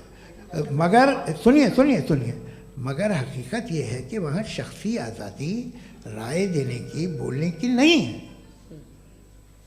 जी, ये एक आखिरी सवाल मुफ्ती साहब से। हाँ मैम, इनको माइक दीजिए। शुक्रिया। मेरा नाम मनीषा है, मैं हरियाणा से आई हूँ। मैं मुफ्ती साहब से एक बात पूछना चाहती हूँ। आप बार बार जावेद साहब को कॉन्ट्राडिक्ट तो कर रहे हैं कि आपने ये कहा, लेकिन आप भी अजम्पशंस के बेसिस पे बात कर रहे हैं। आपने खुदा के होने का कौन सा प्रूफ पेश किया है, खुदा की एग्जिस्टेंस का?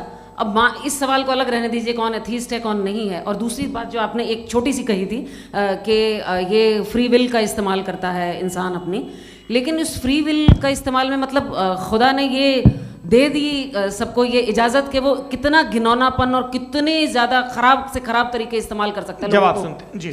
आप फ्री विल को मानती है ना, या अब कहती है कि फ्री विल नहीं है ना? मानती है ना?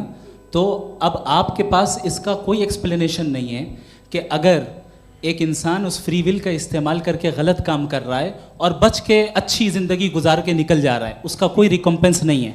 हमारे वर्ल्ड व्यू में जो इंसान गलत काम कर रहा है उसको भी रिकम्पेंस यानी उसका बुरा बदला मिलना है, और जो सही काम कर रहा है उसको सही बदला मिलना है। लिहाजा जो फ्री विल है वो इस तरीके से है कि एक लिमिटेड टाइम तक खुदा ने मोहलत दी है। ऐसा नहीं कि छूट दे दी, जो करना है करते रहो हमेशा। वक्त आएगा जब एग्जाम का टाइम खत्म होगा तब रिजल्ट आएगा, दौराने एग्जाम जबरदस्ती आपको नहीं बताया जाएगा। अरे भाई एक सेकंड, जी सवाल मुफ्ती साहब से मेरा, मुफ्ती साहब से जी रुक जाइए, आपसे फोन, आप इसके बाद आपसे यही रहेंगे। बोलिए। मैं मुफ्ती साहब एक ही सवाल करता हूँ कि अगर जो हो रहा है फ्री विल से हो रहा है और एक दिन बरोज़ क़यामत इंसाफ होगा मैशर में वगैरह वगैरह, तो दुआ क्यों मांगते हैं लोग? दुआ मांगते हैं इसके मतलब है अभी भी उसने ये डिपार्टमेंट रखा है कि मैं रोज़मर्रा की ज़िंदगी में बिल्कुल बिल्कुल ही कैन। तो तुम कैन हो, तुम मुझे नौकरी दिला देते हो, मेरे बेटे को ग्रीन कार्ड दिला देते हो, और 45,000 बच्चे मरते उन्हें रोकते नहीं हो। नहीं तो क्या आप ये कह रहे हैं कि इस दुनिया में जालिमों को कभी पकड़ ही नहीं होती है? अरे जो भी पकड़ होगी वो बच्चे रोते हैं। बिल्कुल, देखिए मैंने अपने ओपनिंग स्टेटमेंट में यही कहा था कि जनाब जावेद साहब सिर्फ इमोशनल आर्गुमेंट देंगे। This is an emotional argument. ये छोटे मोटे इसके पीछे का रीजन मैंने बताया क्या है, इसके पीछे का विजडम क्या है मैंने बताया। मंच से आप लोगों को सज्जनों इसलिए कह रहा हूं ताकि थोड़ा सा आपके कॉन्शियंस पे जोर रहे कि आपको ऑर्डर बचा के रखना है। वक्त तय हुआ था, ये वक्त पूरा हुआ, आपने इतने धैर्यपूर्वक सुना, मैं आप सबका बहुत बहुत शुक्रगुजार हूं। यदि इन दोनों विद्वानों की इच्छा होगी तो कभी हम इस बातचीत का राउंड 2, राउंड 3, यही तो देखिए खूबी है इंसान की कि बहस मुबाहसे में वो पड़ा रहता है। आप लोगों ने बड़े धैर्य का परिचय दिया, बहुत बहुत शुक्रिया। इसी के साथ ये बातचीत यहाँ पे समाप्त होती है। आप लोगों को मैं एक बात बता दूं, ये सारी बहस हो गई, अब मुफ्ती साहब और बड़े मुफ्ती साहब इन के साथ मैं खाना खाने वाला हूँ। अच्छा।